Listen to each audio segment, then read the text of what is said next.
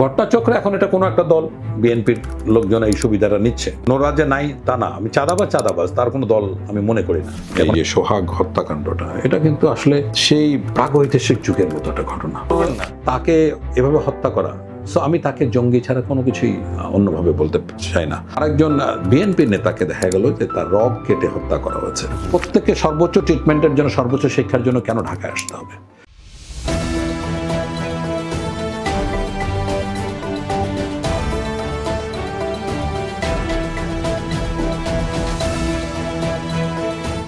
বিসমিল্লাহির রহমানির রহিম। আসসালামু আলাইকুম প্রিয় দর্শক মণ্ডলী, আমি ডেলিজ খান আবারও আপনাদের সবাইকে স্বাগত জানাচ্ছি স্ট্র্যাটলগের নতুন এপিসোডে। আপনারা সবাই জানেন যে সকল পেশাজীবী শ্রমজীবীদের দল জনতার দল, এই দল সৎ, শিক্ষিত, বুদ্ধিমান ও সাহসী নেতৃত্বের কাণ্ডারি খুঁজে বের করার চেষ্টা করছে এবং তারই ধারাবাহিকতায় আমরা চেষ্টা করছি আমাদের এই স্ট্র্যাটলগ অনুষ্ঠানের মাধ্যমে আন্তর্জাতিক এবং জাতীয় পর্যায়ের যে সকল সমস্যা আছে তা নিয়ে বিজ্ঞজনদের পরামর্শ, তাদের ইনসাইট আপনাদের সাথে শেয়ার করতে চাই। একইভাবে আজকে আমাদের এই আলোচনায় উপস্থিত আছেন জনতার দলের চেয়ারম্যান ব্রিগেডিয়ার জেনারেল অবসরপ্রাপ্ত শামী কামাল স্যার। স্যার আসসালামু আলাইকুম। সেই দর্শক মণ্ডলী, আজকে আমরা যে টপিকটা সিলেক্ট করেছি আমাদের এই আলোচনার জন্য, এটা অত্যন্ত কন্টেম্পোরারি একটি টপিক। সম্প্রতি 3টি হত্যাকাণ্ড হয়েছে, বীভৎস হত্যাকাণ্ড, এবং এই হত্যাকাণ্ডের প্রেক্ষিতে দেশের সার্বিক যে আইনশৃঙ্খলা পরিস্থিতি তা ঠিক কোন অবস্থায় আছে তা নিয়ে জনমনে প্রশ্ন তৈরি হয়েছে।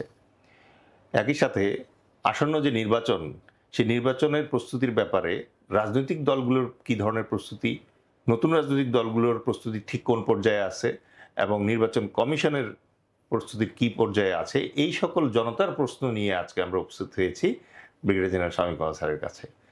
স্যার, শুরুতেই আপনাকে প্রশ্ন করব যে জনতার দল যে জার্নিটা শুরু করলো, যে প্রেক্ষাপটে জার্নিটা শুরু করলো, শুরুতে মনে হচ্ছিল যে বাংলাদেশের ওভারঅল আইন শৃঙ্খলা পরিস্থিতি এবং রাজনৈতিক পরিস্থিতি সম্ভবত অনুকূল অবস্থায় চলে এসছে, যেখানে থেকে সুস্থ ধারার রাজনীতিকে প্রমোট করা সম্ভব হবে। এবং আপনি নিজেও প্লেটোর সেই বিখ্যাত বাণী যে ভদ্রলোক যখন রাজনীতি থেকে নিরুৎসাহিত হয়ে যায় তখন ভদ্রলোকের 2 ধরনের শাস্তি হয়। এক ধরনের হচ্ছে যে অভদ্র লোক যারা আছে তারা তাকে শাসন করে, আর আরেকটা হচ্ছে নিকৃষ্ট যারা আছে তাদের হাতে শোষিত হতে হয়। তো সেই আন্ডারস্ট্যান্ডিং থেকে আপনি যে পলিটিক্যাল পার্টিটা শুরু করলেন, তার প্রধান হিসাবে আপনি বর্তমান যে ওভারঅল রাজনৈতিক পরিস্থিতি তাকে কিভাবে মূল্যায়ন করবেন, এবং এই মূল্যায়নের সময় আমি বিনীতভাবে আপনাকে অনুরোধ করব যে সাম্প্রতিক নৃশংসতম হত্যাকাণ্ডটাকে মাথায় রাখার পাশাপাশি আমাদের দেশে যে ম্যাজিস্ট্রেসি পাওয়ার নিয়ে আর্মি এখনো ডিপ্লয়েড আছে, এটাকেও যদি একটু আলোকপাত করেন আপনি স্যার। জি, আপনাকে অসংখ্য ধন্যবাদ স্ট্র্যাটলগে আমাকে আমন্ত্রণ জানানোর জন্য। আপনার বেশ কয়েকটা প্রশ্ন আপনি উত্থাপন করেছেন একসাথে, আমি ধারাবাহিকভাবে এটার উত্তর দেওয়ার চেষ্টা করি। সর্বপ্রথম আমি মনে করি যে আমরা একটা অভূতপূর্ণ সুযোগ পেয়েছি নতুন রাজনীতি করার। সেজন্য জুলাই আন্দোলনে যারা ত্যাগ স্বীকার করেছে, আত্মাহুতি দিয়েছে বা পঙ্গুত্ব বরণ করেছে বা বিভিন্নভাবে ভোগান্তির মধ্যে পড়েছে, তাদের প্রতি হাজারো কৃতজ্ঞতা জাতির পক্ষ থেকে। তারা এই স্বৈরাচারী যে সরকারের পতন, সেটা একটা মানে অভূতপূর্ণ, আমি বলছি যে সুযোগ তৈরি করে দিয়েছে। সো আমরা রাজনীতি করার, নতুন করে ভাবার সুযোগ পাচ্ছি। দেখুন, 143টা নতুন রাজনৈতিক দল নিবন্ধনের জন্য আবেদন করেছে। সংখ্যা যাই হোক, তাদের অবস্থান যাই হোক, কিন্তু এই 143টা দল তো ইতিপূর্বে কখনো এত সোৎসাহে, এত বড় সংখ্যায় আবেদন করার সুযোগও ছিল না, সম্ভাবনাও ছিল না, আগ্রহ দেখায়। তো সেক্ষেত্রে একটা সুযোগ তৈরি হচ্ছে। এখন আসি যে এই সুযোগটা আমরা কাজে লাগাতে পারবো কি পারবো না, এটা ভবিষ্যৎ বলে দেবে। কিন্তু এখন যেহেতু একটা অন্তর্বর্তীকালীন সরকার বাংলাদেশের রাষ্ট্রীয় ক্ষমতায় আছে, এ সময় আইন শৃঙ্খলা পরিস্থিতি কোন দিকে যাচ্ছে বা ভবিষ্যতে কি হবে সেটা এই মুহূর্তে বলা মুশকিল। মোটা দাগে আমি অনেকবারই এটা বিভিন্ন টকশোতে বলেছি যে আন্দোলনটা আসলে ব্যর্থ হতে বাধ্য। কেননা একটা আদর্শিক যে আন্দোলন, যে পৃথিবীতে যে বিপ্লবগুলি সফল হয়েছে, সেই বিপ্লবগুলোর কিছু লক্ষ্য, উদ্দেশ্য, নেতৃত্ব, এই ধরনের কিছু মৌলিক বিষয় ছিল যেটা আমাদের এই আন্দোলনে আমরা দেখিনি। যেমন খুব সংক্ষেপে যদি আমি একটা দুটো কথা বলি যে নেতৃত্বের ক্ষেত্রে যে সফল বিপ্লবগুলি যদি আপনি সেই গ্রেট ব্রিটেনের মানে তারা গ্রেট রেভলিউশন বলে, মহান বিপ্লব যেটা বলে 16th সেঞ্চুরিতে, তারপরে ফ্রেঞ্চ রেভলিউশন, তারপরে Bolshevik revolution, Chinese revolution, Cuban revolution, even আপনার ইরানের রেভলিউশন, তো এইসবের ক্ষেত্রে প্রথম কয়েকটা জিনিস খেয়াল করে নেতৃত্ব। এই নেতৃত্ব কিন্তু বুর্জুয়া নেতৃত্ব।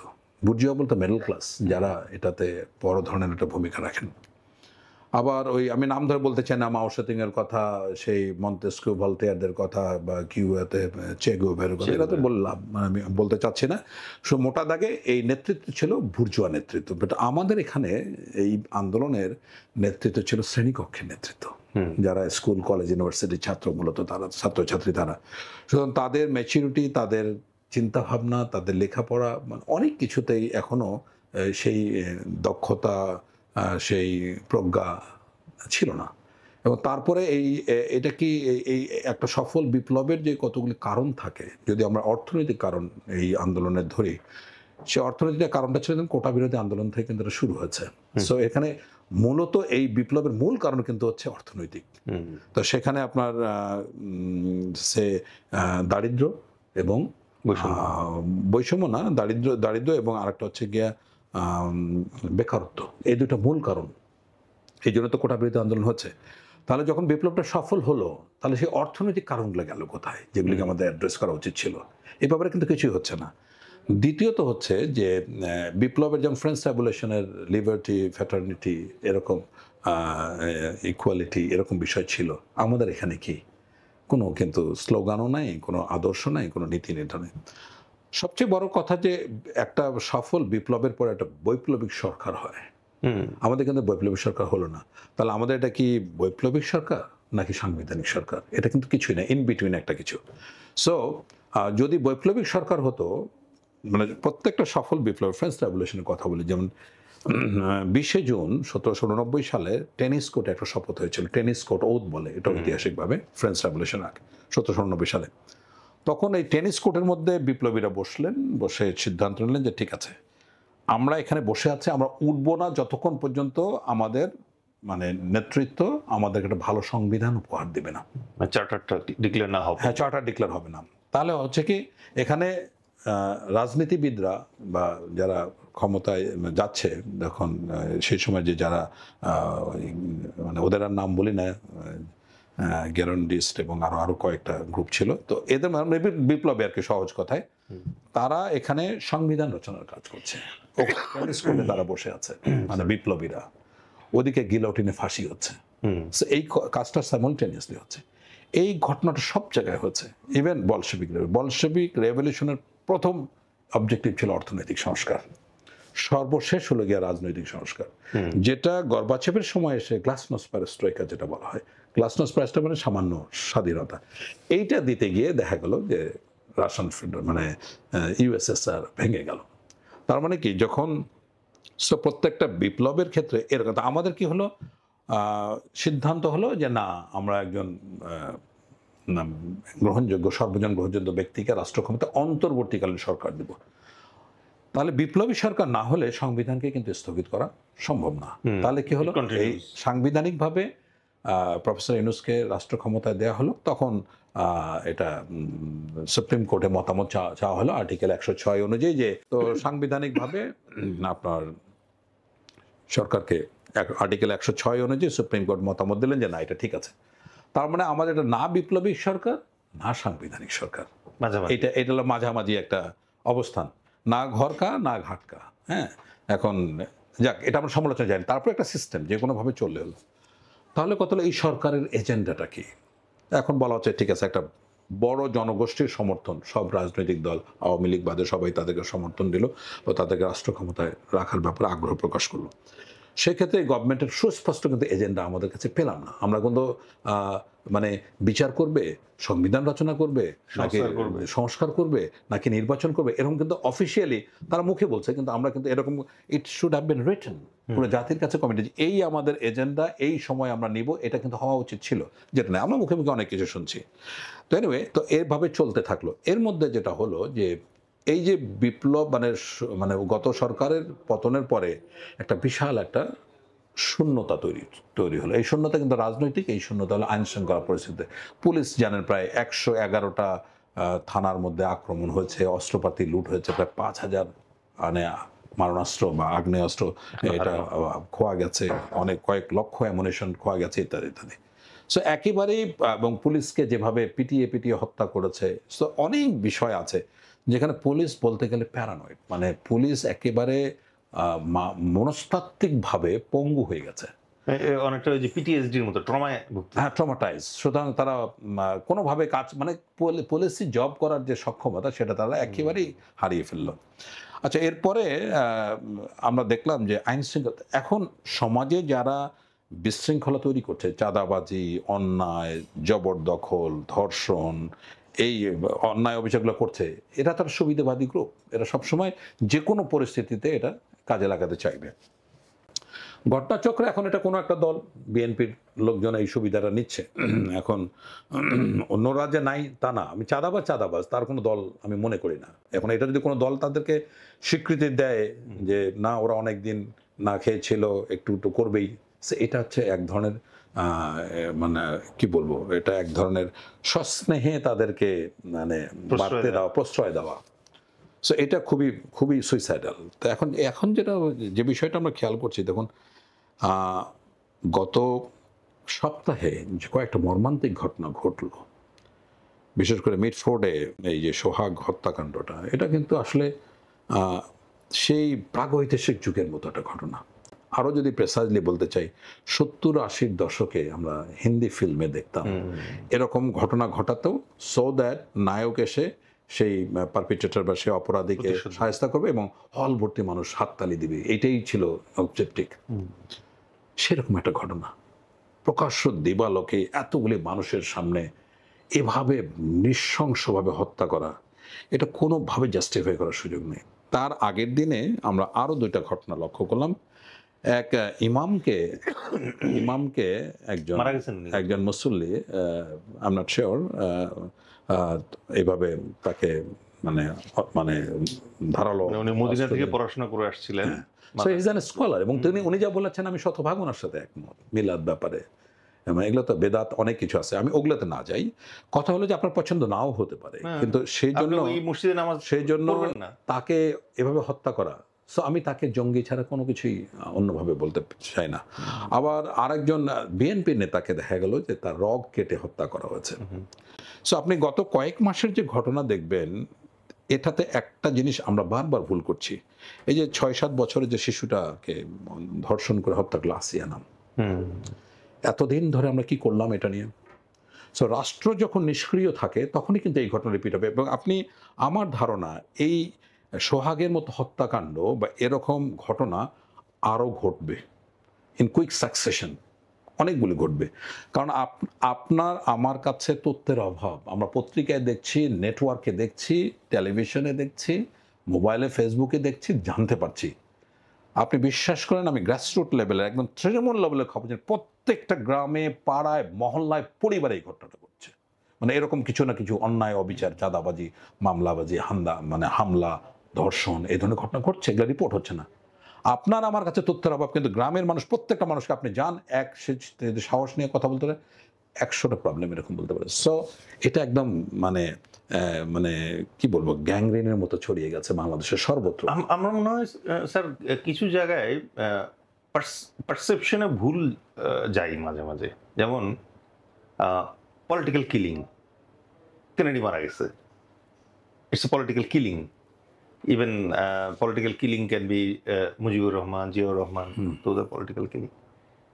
গ্রাসরুট লেভেলে এটাকে পলিটিক্যাল কিলিং বলারই কোনো সুযোগ আছে কিনা? This is very pure crime. কারণ আমরা যে মানে এই সোহাগ হত্যাকাণ্ডের যে আঙ্গিকগুলো দেখি, আপনার সাথে আগে আলোচনা হয়েছে এবং আমরা একটা প্রেস রিলিজও দিলাম যে জায়গায়, যে প্রথমত আমরা যেটা দেখতে পাই সেটা হচ্ছে যে একটা মানুষ বাংলাদেশের সার্বিক আইন শৃঙ্খলা এবং সামাজিক পরিস্থিতিতে তার ভিতরে এই দুঃসাহস অথবা এই ডেয়ারনেস চলে আসছে যে সে অন ক্যামেরা প্রকাশ্য দিবালোকে পাবলিক প্লেসে একটা ব্লান্ট অস্ত্র দিয়ে দলবদ্ধভাবে 3-4 জন মিলে আরেকটা মানুষকে মেরে ফেলতে পারে।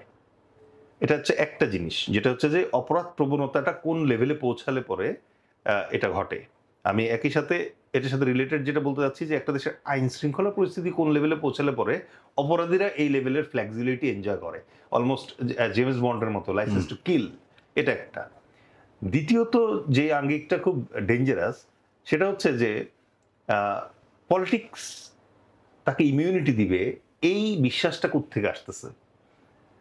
এটা একটা ডেঞ্জারাস মানে আন্ডারস্ট্যান্ডিং অ্যান্ড পারসেপশন যে আমি পলিটিক্যাল লিডার অথবা আমি পলিটিক্যাল সংশ্লিষ্টতা আছে আমার, পলিটিক্যাল পার্টি আমাকে শেল্টার দিবে।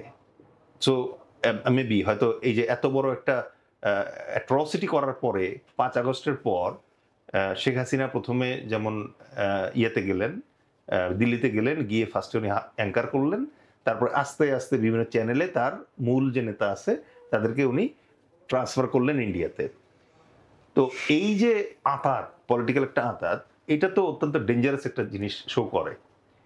আর আরেকটা যে অ্যাঙ্গেল এখানে খুব ডেঞ্জারাস সেটা হচ্ছে যে আমাদের নেক্সট জেনারেশন, আমরা যে বলি যে নেক্সট জেনারেশনকে নিয়ে পলিটিক্স করবো আমরা, নেক্সট জেনারেশন এরকম একটা কিলিং যখন দেখে তখন তার মনোজগতে আসলে কি মানে ছাপ পড়ে। তো এই প্রেক্ষিতেই স্যার আমার আপনার কাছে যে কোশ্চেন সেটা হচ্ছে যে আমাদের বিদ্যমান আইন শৃঙ্খলা বাহিনী এইটা এই জাতীয় ঘটনার ভবিষ্যৎ পুনরাবৃত্তি রোধ করতে আদৌ সক্ষম কিনা অথবা কতদিনে সক্ষম হবে, এক। আর দ্বিতীয়ত হচ্ছে যেহেতু স্যার অনেকে বলে যে পলিটিশিয়ানরা হচ্ছে সমাজের চিকিৎসক, তাহলে এই যে সামাজিক ব্যাধি মানে আপনি নিজেও স্যার কল্পনা করতে কষ্ট হয় যে পাথর দিয়ে একটা লোককে মারতেছে, 4টা লোক যদি এসে পাথরটা সরাই দিত তাহলে হয়তো এই লোকটা প্রাণে বেঁচে যেত। এই আমাদের পাবলিকের ভিতরে ভায়োলেন্সের প্রতি এই নিরুৎসাহ হঠাৎ করে যে চলে আসলো, এটা থেকে কিভাবে আমরা বের হয়ে আসবো স্যার? আচ্ছা, মূলত এখানে একটা মানে রেইন অফ টেরর, একটা ত্রাসের রাজত্ব তৈরি হয়েছে। আমরা যেটা দেখলাম যে যখন তাকে ধরে নিয়ে আসে দোকান থেকে, আচ্ছা ইন্টারেস্টিংলি সেও কিন্তু বিএনপি রাজনীতির সাথে জড়িত, যাকে হত্যা করা হয়েছে সোহাগ। আচ্ছা, পাশের লোকে যে পাশের দোকানদারের যে স্টেটমেন্ট আজকে পত্রপত্রিকায় এসছে যে 20-25 জন তাকে দোকান থেকে ধরে নিয়ে আসে এবং দীর্ঘদিন ধরে চাঁদাবাজির একটা ব্যাপার চলছিল। এবং এইটার কথা হচ্ছে যে চাঁদাবাজির তার কাছে 3 লাখ টাকা চেয়েছে এবং সেটা আমরা পত্রিকায় জানতে বললাম যে 2 লাখ টাকায় মধ্যস্থতা হয়েছে এবং এখানে বিএনপির উচ্চ পর্যায়ের একজন নেতৃত্ব ছিল যার নেগোসিয়েশনে, তার মানে এই টায়ারের উপরের টায়ারের একজনই আছে, মানে বিএনপির নেতৃত্ব আছে, তারা সমাধান করেছে 2 লাখ টাকা। ওই 2 লাখ টাকা দেওয়া নিয়ে বোধহয় এটা বিরোধ হয়েছে, যে কারণে তাকে 20-25 জন ধরে নিয়ে এসে তারপরে এইভাবে পাবলিকলি হত্যা। তার মানে 20-25 জন অন দ্য স্পট ছিল, তার উপরের নেতৃত্বে, তার উপরের টায়ারের নেতৃত্ব আছে এবং এতগুলি মানুষের সামনে ঘটনা ঘটলো এবং পাশের যে দোকানটা তাকে শাসন করেছে যে যেখানে আছো সেখানে থাকো, তুমি নড়াচড়া করলে তোমারও খবর আছে। সো পুরো জায়গাটাকে টেরোরাইজ করা হয়েছে, সাইকোলজিক্যাল টেরোরাইজ করা হচ্ছে। এখন তারপরে কিন্তু এই ঘটনাটা হচ্ছে যে এইটা একটা অর্গানাইজড ক্রাইম, এই ব্রুটালিটি অর্গানাইজ, এবং এখানে কোনোভাবে মানে দল এটা অস্বীকার করতে পারে না, অ্যাবসার্ড। আমরা যদি বলি যে এই চাঁদার ভার আরো উপরে গেছে, অস্বীকার করতে পারবেন? অস্বীকার কোনো বুদ্ধি নেই। আজকে বাংলাদেশের প্রত্যেকটা উপজেলায় যান। এই জায়গায় একটা সাপ্লিমেন্টারি কোশ্চেন স্যার মনে পড়ছে, সেটা হচ্ছে যে যেহেতু আপনি পলিটিক্যাল একটা পার্টির প্রধান, ডিসিপ্লিন এবং regimentation, how important it is? Discipline এবং রেজিমেন্টেশনের কোনো বালাই নেই রাজনৈতিক দলগুলোর মধ্যে। তাহলে তো স্যার এরকম স্বৈরাচার, স্বেচ্ছাচারিতা, মাফিয়াতন্ত্র, অর্থ পাচার, এগুলো হচ্ছে মূল উপজীব্য। এটা যদি হতো তাহলে বাংলাদেশের পরিস্থিতি আজকে এমন হতো না। তো এখন দেখুন সারা দেশ একটা রেইন অফ, আমি বললাম যে প্রত্যেকটা উপজেলাতে যান, যত প্রতিষ্ঠান আছে তার প্রতিষ্ঠানের সভাপতি এখন কারা, এই রেজিম পরিবর্তন, যত টেন্ডার আছে এরা কারা পেয়েছে, যত জলমহল, বালুমহল, যত মানে আয়ের কাদের হাতে। এবং এমন হয়েছে যে এখন দেখুন উভয়ই বিএনপির, যে আজকে নিহত হলো, হত্যা করা হলো যাকে, সেও বিএনপি করে এবং যারা হত্যা করে তারাও বিএনপি করে। আমরা এটা কিন্তু ওই যে বললেন যে রাজনৈতিক হত্যাকে আমরা বলতে পারি না, এটা মূল কারণ হচ্ছে এখন অর্থনৈতিক চাঁদাবাজি, এরকম হাজার হাজার ঘটনা ঘটছে। মুরাদনগরে যে ধর্ষণ হলো, এটার উত্তর কি? পাটগ্রাম থানায় যে আক্রমণ হলো, সেখানে কেন মানে যথাযথ পদক্ষেপ নিল, কারা করলো? How supreme leader should control this? Supreme লিডারের কন্ট্রোল করার সামর্থ্য নাই। যদি তাদের থাকতো তাহলে করে ফেলতো। বারবার আমরা দেখতে পাচ্ছি যে বলা হচ্ছে যে আপনারা এসবের মধ্যে জড়াবেন না, দলকে করবেন না। আমার কথা হচ্ছে পুরা বহিষ্কার বহিষ্কার, এটা হচ্ছে জাস্ট ইটস এ সার্কাস, নাটক ছাড়া কিচ্ছু না। ৫ জন কম্বলের আপনি লোম বাঁচবেন কিভাবে? আপনি আপনি কি অস্বীকার করতে পারবেন? স্টেটমেন্ট দেন তো যে এই চাঁদার সাথে আমরা কোনোভাবে জড়িত না। মুখে তো অনেক কিছু বলছেন। মুখে তো অনেক কিছু বলা হচ্ছে। কিন্তু আপনার আচ্ছা, এখন রাষ্ট্রের যেটা দায়িত্ব, রাষ্ট্রের যেটা ব্যর্থতা, আমি সেটা বলব। রাষ্ট্র এখানে পুলিশকে দিয়ে কাজ করতে পারছে না। সশস্ত্র বাহিনীকে ম্যাজিস্ট্রেসি পাওয়ার দিয়ে তারা হাত তো বেঁধে রাখছে স্যার, সাথে দিচ্ছে না। কাজ করছে না। আমি অবশ্যই এটাকে রাষ্ট্রের দায় মনে করব। এবং দেখুন, এই যে সারা দেশে এতদিন এতগুলো যে মিথ্যা মামলা হলো, একটার মামলা এতবার আইন উপদেষ্টা, এতবার পুলিশের আইজিপি বলছেন যে মিথ্যা মামলা যেটা, এটা এটা মানে তাদেরকে বেল দেওয়া হবে। কোনো বেল হচ্ছে না। বাংলাদেশের অসহায় মানুষের সবচেয়ে বড় এখন রাষ্ট্রীয় পীড়নের শিকার, নির্যাতনের শিকার, যারা হত্যা মামলা, যারা মানে শিকার। গত সপ্তাহে, গত ১ মাস আগেও এরকম নতুন নতুন মামলা হচ্ছে। এই মামলা দিয়ে রীতিমতো চাঁদাবাজি হচ্ছে। একটা মামলার আসামি হচ্ছে ২০০ জন, সাথে আরো ২০০ জন, এবং যার কাছে টাকা আছে সবাইকে এই মামলার আসামি করে, মানে এটা চাঁদাবাজি করা হচ্ছে। সারা দেশে এটা হচ্ছে। আমার কথা হলো যে এতবার শীর্ষ নেতৃত্ব জানাচ্ছেন, কাজ হচ্ছে না কেন? কি মানে উচিত মাঠে আসার জন্য নেতৃত্ব ধরতে হবে। এই যে অনেক জায়গায় যে অনেক বড় বড় প্রোগ্রাম করছেন, বড় বড় অনুষ্ঠান করছেন, টাকা কোত্থেকে আসে? কোত্থেকে টাকা আসে? তো এগুলো চাঁদাবাজি না? সো এই চাঁদাবাজিগুলো কিন্তু আপনি স্পন্সর করেন, তাহলে এরকম হত্যাকাণ্ড ঘটবেই। আর্মিকে অলরেডি ম্যাজিস্ট্রেসি দেওয়া হয়েছে, এটা অভূতপূর্ব, এর আগে কখনো দেওয়া হয় নাই। সো এই ম্যাজিক টুলটা দেওয়ার পরেও কাজ হচ্ছে না। আবার আর্মির পক্ষ থেকে মাঝে মাঝে বলা হচ্ছে যে একটা ফ্রাস্ট্রেশন কাজ করতেছে, যেটা হচ্ছে যে আর্মি ধরে পুলিশের কাছে দিচ্ছে, তারপরে ট্রায়াল হচ্ছে না। তো দ্যাট ইজ অলসো ট্রু। আর আরেকটা জায়গায় স্যার আমি যেটা দেখি, সেটা হচ্ছে চাঁদাবাজি ইজ নট এ ভেরি পেটি অফেন্স। আপনিও চিটাং হিটরেক্সে ডিপ্লয়েড ছিলেন, আমিও চিটাং হিটরেক্সে ডিপ্লয়েড ছিলাম। এই শান্তি বাহিনীর চাঁদাবাজি বন্ধ করতে কিন্তু স্যার আমাদের ডিটেইল কাজ করতে হয়েছে, এবং অনলি দেন ওদের যখন এই চাঁদাবাজির পাইপলাইনটা অফ করা যায়, তখনই আসলে তারা লাইনে আসে। আর দেশব্যাপী এখন যে চাঁদাবাজি চলছে স্যার, আমরা আপনার কাছ থেকে কিছু ডাইরেক্টিভ শুনতে চাই স্যার, যে আসলে how police should pull up their socks, how মানে আর্মি হাত পা বেঁধে সাঁতার কাটা বন্ধ করবে, এবং জনগণ কিভাবে এই চাঁদাবাজদের উপদ্রব থেকে নিজেদেরকে আস্তে আস্তে রক্ষা করতে শুরু করবে স্যার। আচ্ছা, এটা একটা মানে প্রশ্ন হিসেবে চমৎকার, যদিও এটা মানে যথেষ্ট ব্যথিত করার মতো বিষয় আছে, বিকজ আমরা আইনের প্রয়োগ দেখতে পাচ্ছি না। দেখুন, দ্রুত আইনে দ্রুত মানে বিচারের মাধ্যমে এই কেসগুলি মানে যে মেয়েটাকে ধর্ষণ করে হত্যা করা হলো, বা মুরাদনগরে যে ধর্ষণ হলো, বা এটা কিন্তু হওয়া উচিত উইদিন 7 ডেজ। এর জন্য কিন্তু বাংলাদেশে আইন আছে 2002 সালে আর্টিকেল 10, যেখানে দ্রুত আদালত, এবং গতকালকেও বলেছে যে দ্রুত বছর। আমরা বারবার সরকারকে এই ব্যাপারে কথা বলতে দেখছি, কিন্তু প্রয়োগ শূন্য। এই আইন উপদেষ্টা, এই আইজিপি গত অক্টোবরেই একটা এরকম প্রজ্ঞাপন জারি করেছে, যেখানে অন্যায়ভাবে কাউকে আটকানো যাবে না, বা যারা মিথ্যা মামলায় তাদেরকে ছেড়ে দেওয়া হবে, ইত্যাদি ইত্যাদি।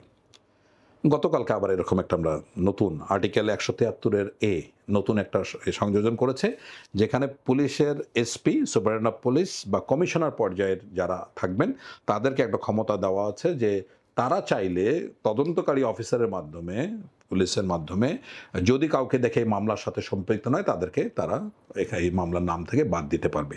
পরবর্তীতে যদি আবার তাদের সম্পৃক্ত পাওয়া যায় যথেষ্ট সাক্ষ্য, আবার তাকে নিয়ে আসবে। চমৎকার আইন। কিন্তু ধরে রাখেন, গত 10 মাসে সরকারের কোনো আইন কার্যকরী করতে পারে নাই। এটাকে আমি সরকারের নিষ্পৃহ এবং উদাসীনতা ছাড়া কিছু দেখছি না। দ্বিতীয় বিষয় হলো, ম্যাজিস্ট্রেসি পাওয়ারটা সেনাবাহিনীকে নিয়োগ করা হয়েছে। দেখুন, আর্টিকেল 100 মানে বাংলাদেশ পেনাল কোডের 128 থেকে 132-এর মধ্যে ইনএড টু সিভিল পাওয়ারে কি করতে পারবে এটা বলা আছে, এটা কিন্তু আগেই, এটা আমি এইবারের কথা বলছি না, তখনই কিন্তু একজন সেনাবাহিনীর একজন অফিসার পদবীর অফিসার নেতৃত্বে ম্যাজিস্ট্রেসি পাওয়ার গুলি করার ক্ষমতা দেওয়া হয়েছে। তো ম্যাজিস্ট্রেসি পাওয়ার বলতে আমাদের যেটা ধারণা যে ম্যাজিস্ট্রেটের উপস্থিতিতে প্রয়োজনের মধ্যে ফায়ার করতে পারে, সেই ক্ষমতা সেনাবাহিনীকে দেওয়া হয়েছে। এবং যে আর্টিকেলগুলি এখানে সংযোজন করা হচ্ছে তাতে পুলিশ যা পারে প্রত্যেকটা কাজ সেনাবাহিনীকে এই আর দেওয়া আছে, কিন্তু আমরা এটার প্রয়োগ দেখতে পাচ্ছি না। আমি আপনার এর আগে কয়েকটা টক শোতে আমি বলেছি যে এই ব্যাপারে আমাদের দল থেকে আমরা একটা প্রেস ব্রিফিং করেছি যে ম্যাজিস্ট্রেসি পাওয়ারের যথাযথ ব্যবহার করা হচ্ছে না। স্যার এই জায়গাটা একটু একটা প্রশ্ন মাথায় আসলো, সেটা হচ্ছে আমি জাস্ট এভাবে চিন্তা করছি যে আপনি যখন একটা লোকাল এরিয়াতে আমাকে মিনিস্ট্রেসি পাওয়ার দিবেন এবং আমার এরিয়া অফ রেসপন্সিবিলিটির আন্ডারে যে আমার 10 জন অফিসার আছে তাদেরকে ওই পাওয়ারটা এম্পাওয়ার করলেন, আমার আন্ডারে হয়তো 2টা থানা আছে, ওয়াই তাইলে শুধু আমি গ্রেফতার করে থানায় হ্যান্ড ওভার কেন করবো sir? I should also have the access, police যে কাজগুলো করবে এগুলো সবই তো আমার করার একটা সার্টেন অথরিটি আছে, আপ টু দ্য কোর্ট এই প্রসেসটা আমি না, এটা এখানে একটা সীমাবদ্ধতা আছে, পুলিশ কিন্তু বিচারিক কাজ করতে পারে না। নট বিচারিক স্যার, যেমন আমি ধরে দিলাম সে মামলাটা ফল্ট মানে খুবই দুর্বলভাবে করলো, ইচ্ছা মতো আরো 10টা আসামি ঢুকাইলো, এই কাগজটা আমাকে চেক করার চান্স দিচ্ছে না, আমি 10 জন দিয়েছিলাম, সে আরো 2 জন এক্সট্রা অ্যাড করলো, যেটা আপনি বললেন মামলাবাজির যে ট্রেনটা চালু হয়েছে, এই জায়গাটাতে কেন আমরা স্যার সুপার ইম্পোজ করতে পারতেছি না? এই জায়গাটায় একটু কাজ করা প্রয়োজন বলে মনে করি। আপনি দেখুন সিএসি নুরুল হুদাকে যেভাবে ধরা হলো, তাকে অ্যারেস্ট করলো পুলিশ, তারপরে সেনাবাহিনীও অ্যারেস্ট করলো, 2-1 জনকে করে পুলিশের কাছে দিল, তার বেল হয়ে গেল। তার মানে এটা কি রাষ্ট্রের উদাসীনতা না? মানে রাষ্ট্র বা বিচার ব্যবস্থা, মানে ঠিক আছে এরা তো দলীয় লোক, কোনো সন্দেহ নাই, কোনো সন্দেহ নেই, কিভাবে বেল হয় এই ধরনের কেসের, এটা তো আমি বুঝি না। আবার একইভাবে অনেক নিরপরাধ মানুষ, আমি অনেকবার বলেছি, আমার এলাকার অনেক মানুষ আছে, নাম ধরে বলতে পারি, গত 4 মাস ধরে জেলে আছে, সে কখনো ঢাকা আসে নাই, সে ছাত্র হত্যা মামলার আসামি ঢাকার। তাহলে কতটা নৃশংসতা কাজ হচ্ছে এখানে। বিচার জজ সাহেবরা রায় বেল দিচ্ছেন না, এত কোনো এই লোকগুলি কোনো নিরপরাধ, 100% নিরপরাধ মানুষেরা, অসহায় মানুষ, তাদের সামর্থ্য নাই যে মামলা চালাবে, সেই সামর্থ্য নাই, তাদেরকে জজ সাহেবরা কেন বেল দিতে পারতেছেন না? তারপরে আসছে, এবং আমরা কোনো হাইকোর্টের বা সুপ্রিম কোর্টের আমরা কোনো বিচারপতিকে দেখেছি আগাম জামিন বন্ধ, 2-1 জন দেন, আবার কিছুদিন পর তার কাছে সেই বিচারিক ক্ষমতা নেওয়া হচ্ছে। তাহলে এখন আপনি বলুন, সবচেয়ে বড় মানে নির্যাতনের শিকার এখন রাষ্ট্রের থেকে, না পাচ্ছে পুলিশের সহযোগিতা, না পাচ্ছে আপনার বিচার বিভাগের সহযোগিতা। আমরা কোনো শাস্তিই দেখিনি এর ভেতরে। আপনার দেখার কথা না। সিনহার যে মানে প্রদীপ, সেটা তো গত গভর্নমেন্টের আমলে এটা ডিসাইডেড হয়ে গেছে। এই জন্য তো বলেন যে বৈপ্লবিক সরকার হলে ওই যে ওখানে আজকে পাথর মেরে ইয়ে করেছে, কালকে পরশুদিন ওকে ঝুলাও, এরকম একটা, যেহেতু বৈপ্লবিক আইন, তার তো একটা আইনের একটা তার একটা সুবিচার পাওয়ার অধিকার আছে। এরপরে আপনি লোয়ার কোর্টে করবেন, তারপরে এটা মানে জজ কোর্টে আসবে, তারপরে এটা হাইকোর্টে যাবে, তারপরে আপিলেট ডিভিশনে যাবে, তারপরে মার্সি পিটিশনের সুযোগ আছে। মানে এই যে লম্বা দীর্ঘসূত্রিতা আইনের, সেটা যদি সাংবিধানিকভাবে আপনি অ্যালাউ করতে চান, এটা প্রত্যেকটা নাগরিকের অধিকার, সেটা আমি বুঝি। কিন্তু কথা হলো যে পুলিশ বা রাষ্ট্র যেটা করতে হবে, এই যে যত বড় আসামি হোক না কেন, যত খারাপ মানুষ হোক না কেন, আপনি তাকে আদালতে নেওয়ার সময় পুলিশ কাস্টডিতে তাকে ডিম ছুঁড়ে মারছেন, জুতা মারছেন, সিএসি নুরুল হুদার ক্ষেত্রে যেটা হলো, এইটা কোনোভাবে এটা একটা ব্যর্থ রাষ্ট্রটার ইঙ্গিত করে। তার মানে আমরা এখানে দেখতে পাচ্ছি। তবে চমৎকার যে বিষয়টা আপনি উত্থাপন করেছেন, এখানে সেনাবাহিনীকে নিয়োগের ক্ষেত্রে আমরা দেখতে পাচ্ছি, যদি আমি এটার ব্যাপারে মানে একটা ইন্টারভিউ দিয়েছিলাম ইন্ডিপেন্ডেন্ট টেলিভিশনে, 22 লক্ষ ভিউ আছে। সেই ভিউটাতে মানে দেখলাম, আমি বলেছিলাম যে প্রত্যেকটা উপজেলায় যদি 10 জনের একটা করে আর্মি ডিটাচমেন্ট রাখা হয় এবং তাদেরকে সর্বক্ষেত্রে তারা সুপারভাইজ করবে, কোথায় মামলা হলো, কোথায় টেন্ডার হলো, কে চাঁদাবাজি করছে, এবং পুলিশ বলবে যে কোনো কিছু মামলা আমাদের নলেজ ছাড়া হবে না। এমনকি কোর্টে কোন রায়ের কোনটার বেল হচ্ছে, কোনটার বেল হবে না, এটা পর্যন্ত খবরদারি করতে হবে। এটা আইনগতভাবে লিখিতভাবে এই আদেশ আপনি কোনোদিন দিতে পারবেন না, বাট এটা সম্ভব। এটা বাংলাদেশের মতো হয়েছে, 111-এ এরকম অনেক কিছু আমরা ঘটেছে দেখেছি। এটা আর্মিকে এই দায়িত্ব দিয়ে ছেড়ে দেওয়া হোক, 7 দিন, আমি গ্যারান্টি দিয়ে বলছি, 7 দিনের মধ্যে এই দেশ আর এরকম থাকবে না, এবং কোনো নিরীহ অসহায় মানুষ কিন্তু ভোগান্তিতে থাকবে না। কিন্তু এগুলি তাহলে এখানে সরকার যদি সেনাবাহিনীকে এরকম একটা আদেশ দেয়, সশস্ত্র বাহিনীকে আদেশ দেয়, তো সেনাবাহিনী তার ডিফাই করার কোনো স্কোপ নাই। বাট সরকার তাহলে আমরা ধরে নিচ্ছি যে এখানে স্যার, সরকারের উদাসীনতা উদাসীনতা আছে, প্লাস হচ্ছে সরকার একটা গ্রেট অপরচুনিটি ছিল যে রিটায়ার্ড লর্ড যেটা আছে সেই লর্ডটাকে ইনিশিয়াল স্টেজে once iron was hot and red তখন ইউজ করার একটা অপশন ছিল, এটা করতে চায় নাই। অনেকে বলে যে মানে সার্ভিং মিলিটারি অফিসার অথবা ফ্রেটার্নিটি যেটা আছে এবং রিটায়ার্ড ফ্রেটার্নিটি যেটা আছে তার ভিতরে গ্যাপটা বরং এই সময় এসে বেড়েছে। বাট 5ই আগস্টের যে সময়টা স্যার উত্তাল, সেই সময়ে ওই সময়ে রিটায়ার্ড মিলিটারি অফিসারদের রোল সম্পর্কে আপনি যদি খুব সংক্ষেপে বলেন স্যার। আচ্ছা, এটা আমি খুবই গুরুত্বের সাথে বিবেচনা করছি, বিকজ আপনার 5ই আগস্টের আগে মানে 4 আগস্ট সম্ভবত রাওয়াতে একটা ছোটোখাটো কু হয়ে গেছে। এখানে আমাদের সর্বজন শ্রদ্ধেয় অনেক রিটায়ার্ড সামরিক অফিসার, যেখানে ব্রিগেডিয়ার জেনারেল সাখাওয়াতও ছিলেন, হ্যাঁ, আমরা এনাদেরকে খুবই আইডিয়াল মানুষ হিসেবে চিন্তা করি, ভাবি। সো এনারা বসে একটা সিদ্ধান্ত নিয়েছেন। অবশ্যই জেনারেল ইকবাল করিম ভূঁইয়ার একটা বড় ভূমিকা ছিল, জেনারেল হাফিজ এখানে ছিলেন, মানে অনেক সর্বজন শ্রদ্ধেয় মানুষ এনারা। তো এনারা একটা জায়গায় কনসেনসাসে আসলেন। আমি কেন কু বলছি, যে ওই সময় যে রাওয়ার চেয়ারম্যান উনি জানতেন না এটা অর্গানাইজ হয়ে গেছে, তারপরে ওনাকে খবর দিয়েছে আপনি চুপচাপ বসে থাকেন, আমরা এটা। ওইখানে কিন্তু যারা আলোচনা করেছেন তারা একটা কথা বলেছেন যে না, এই স্টুডেন্টদের প্রতি আমাদের দিক থেকে গুলি ছোড়া যাবে না, ফায়ার করা যাবে না, আমরা এদের বিরুদ্ধে যেতে পারি না। এই একটা মেসেজ, স্ট্রং মেসেজ। সেকেন্ডলি হচ্ছে, আপনি খেয়াল করে থাকবেন, আপনি মিরপুর ডিএইচএস অধিবাসী, এখানে আমি আপনিও ছিলেন নিশ্চয়ই, আমি আমার পরিবার সহ 2-3 দিন আমরা মিছিল করেছি। এটা আনপ্রেসিডেন্টেড, এটা অভূতপূর্ণ একটা ঘটনা। আমি সে অন্য ডিএইচএসও হতে পারে, বাট মিরপুর ডিএইচএস আমার নিজের দেখা।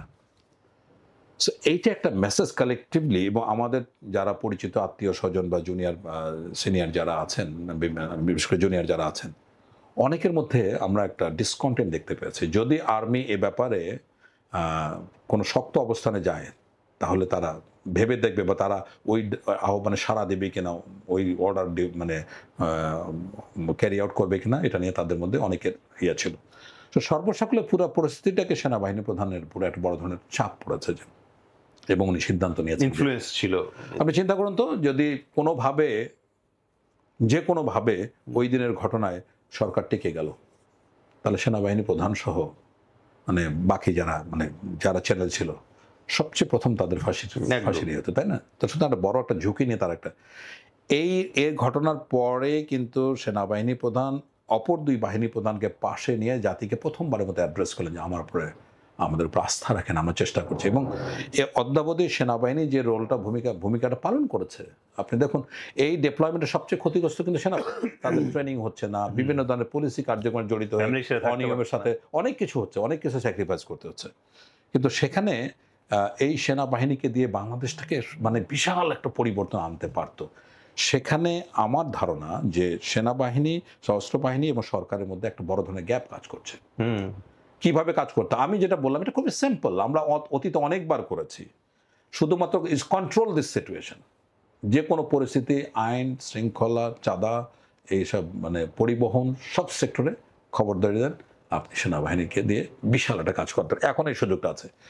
আমি থিওরি অফ কনস্পিরেসি থেকে একটা জিনিস মনে করি যে এটা হতে পারে। সুতরাং সেনাবাহিনীর এবং অবসরপ্রাপ্ত যারা আছেন তাদের পরিবার এই ভূমিকাটা, এটা একটা বিশাল বাঁক হিসেবে কাজ করেছে। ডু ইউ বিলিভ যে তাদের যে এই একটা ইংরেজিতে একটা ওয়ার্ড আছে মোমেন্টাস, মানে খুবই গুরুত্বপূর্ণ রোল।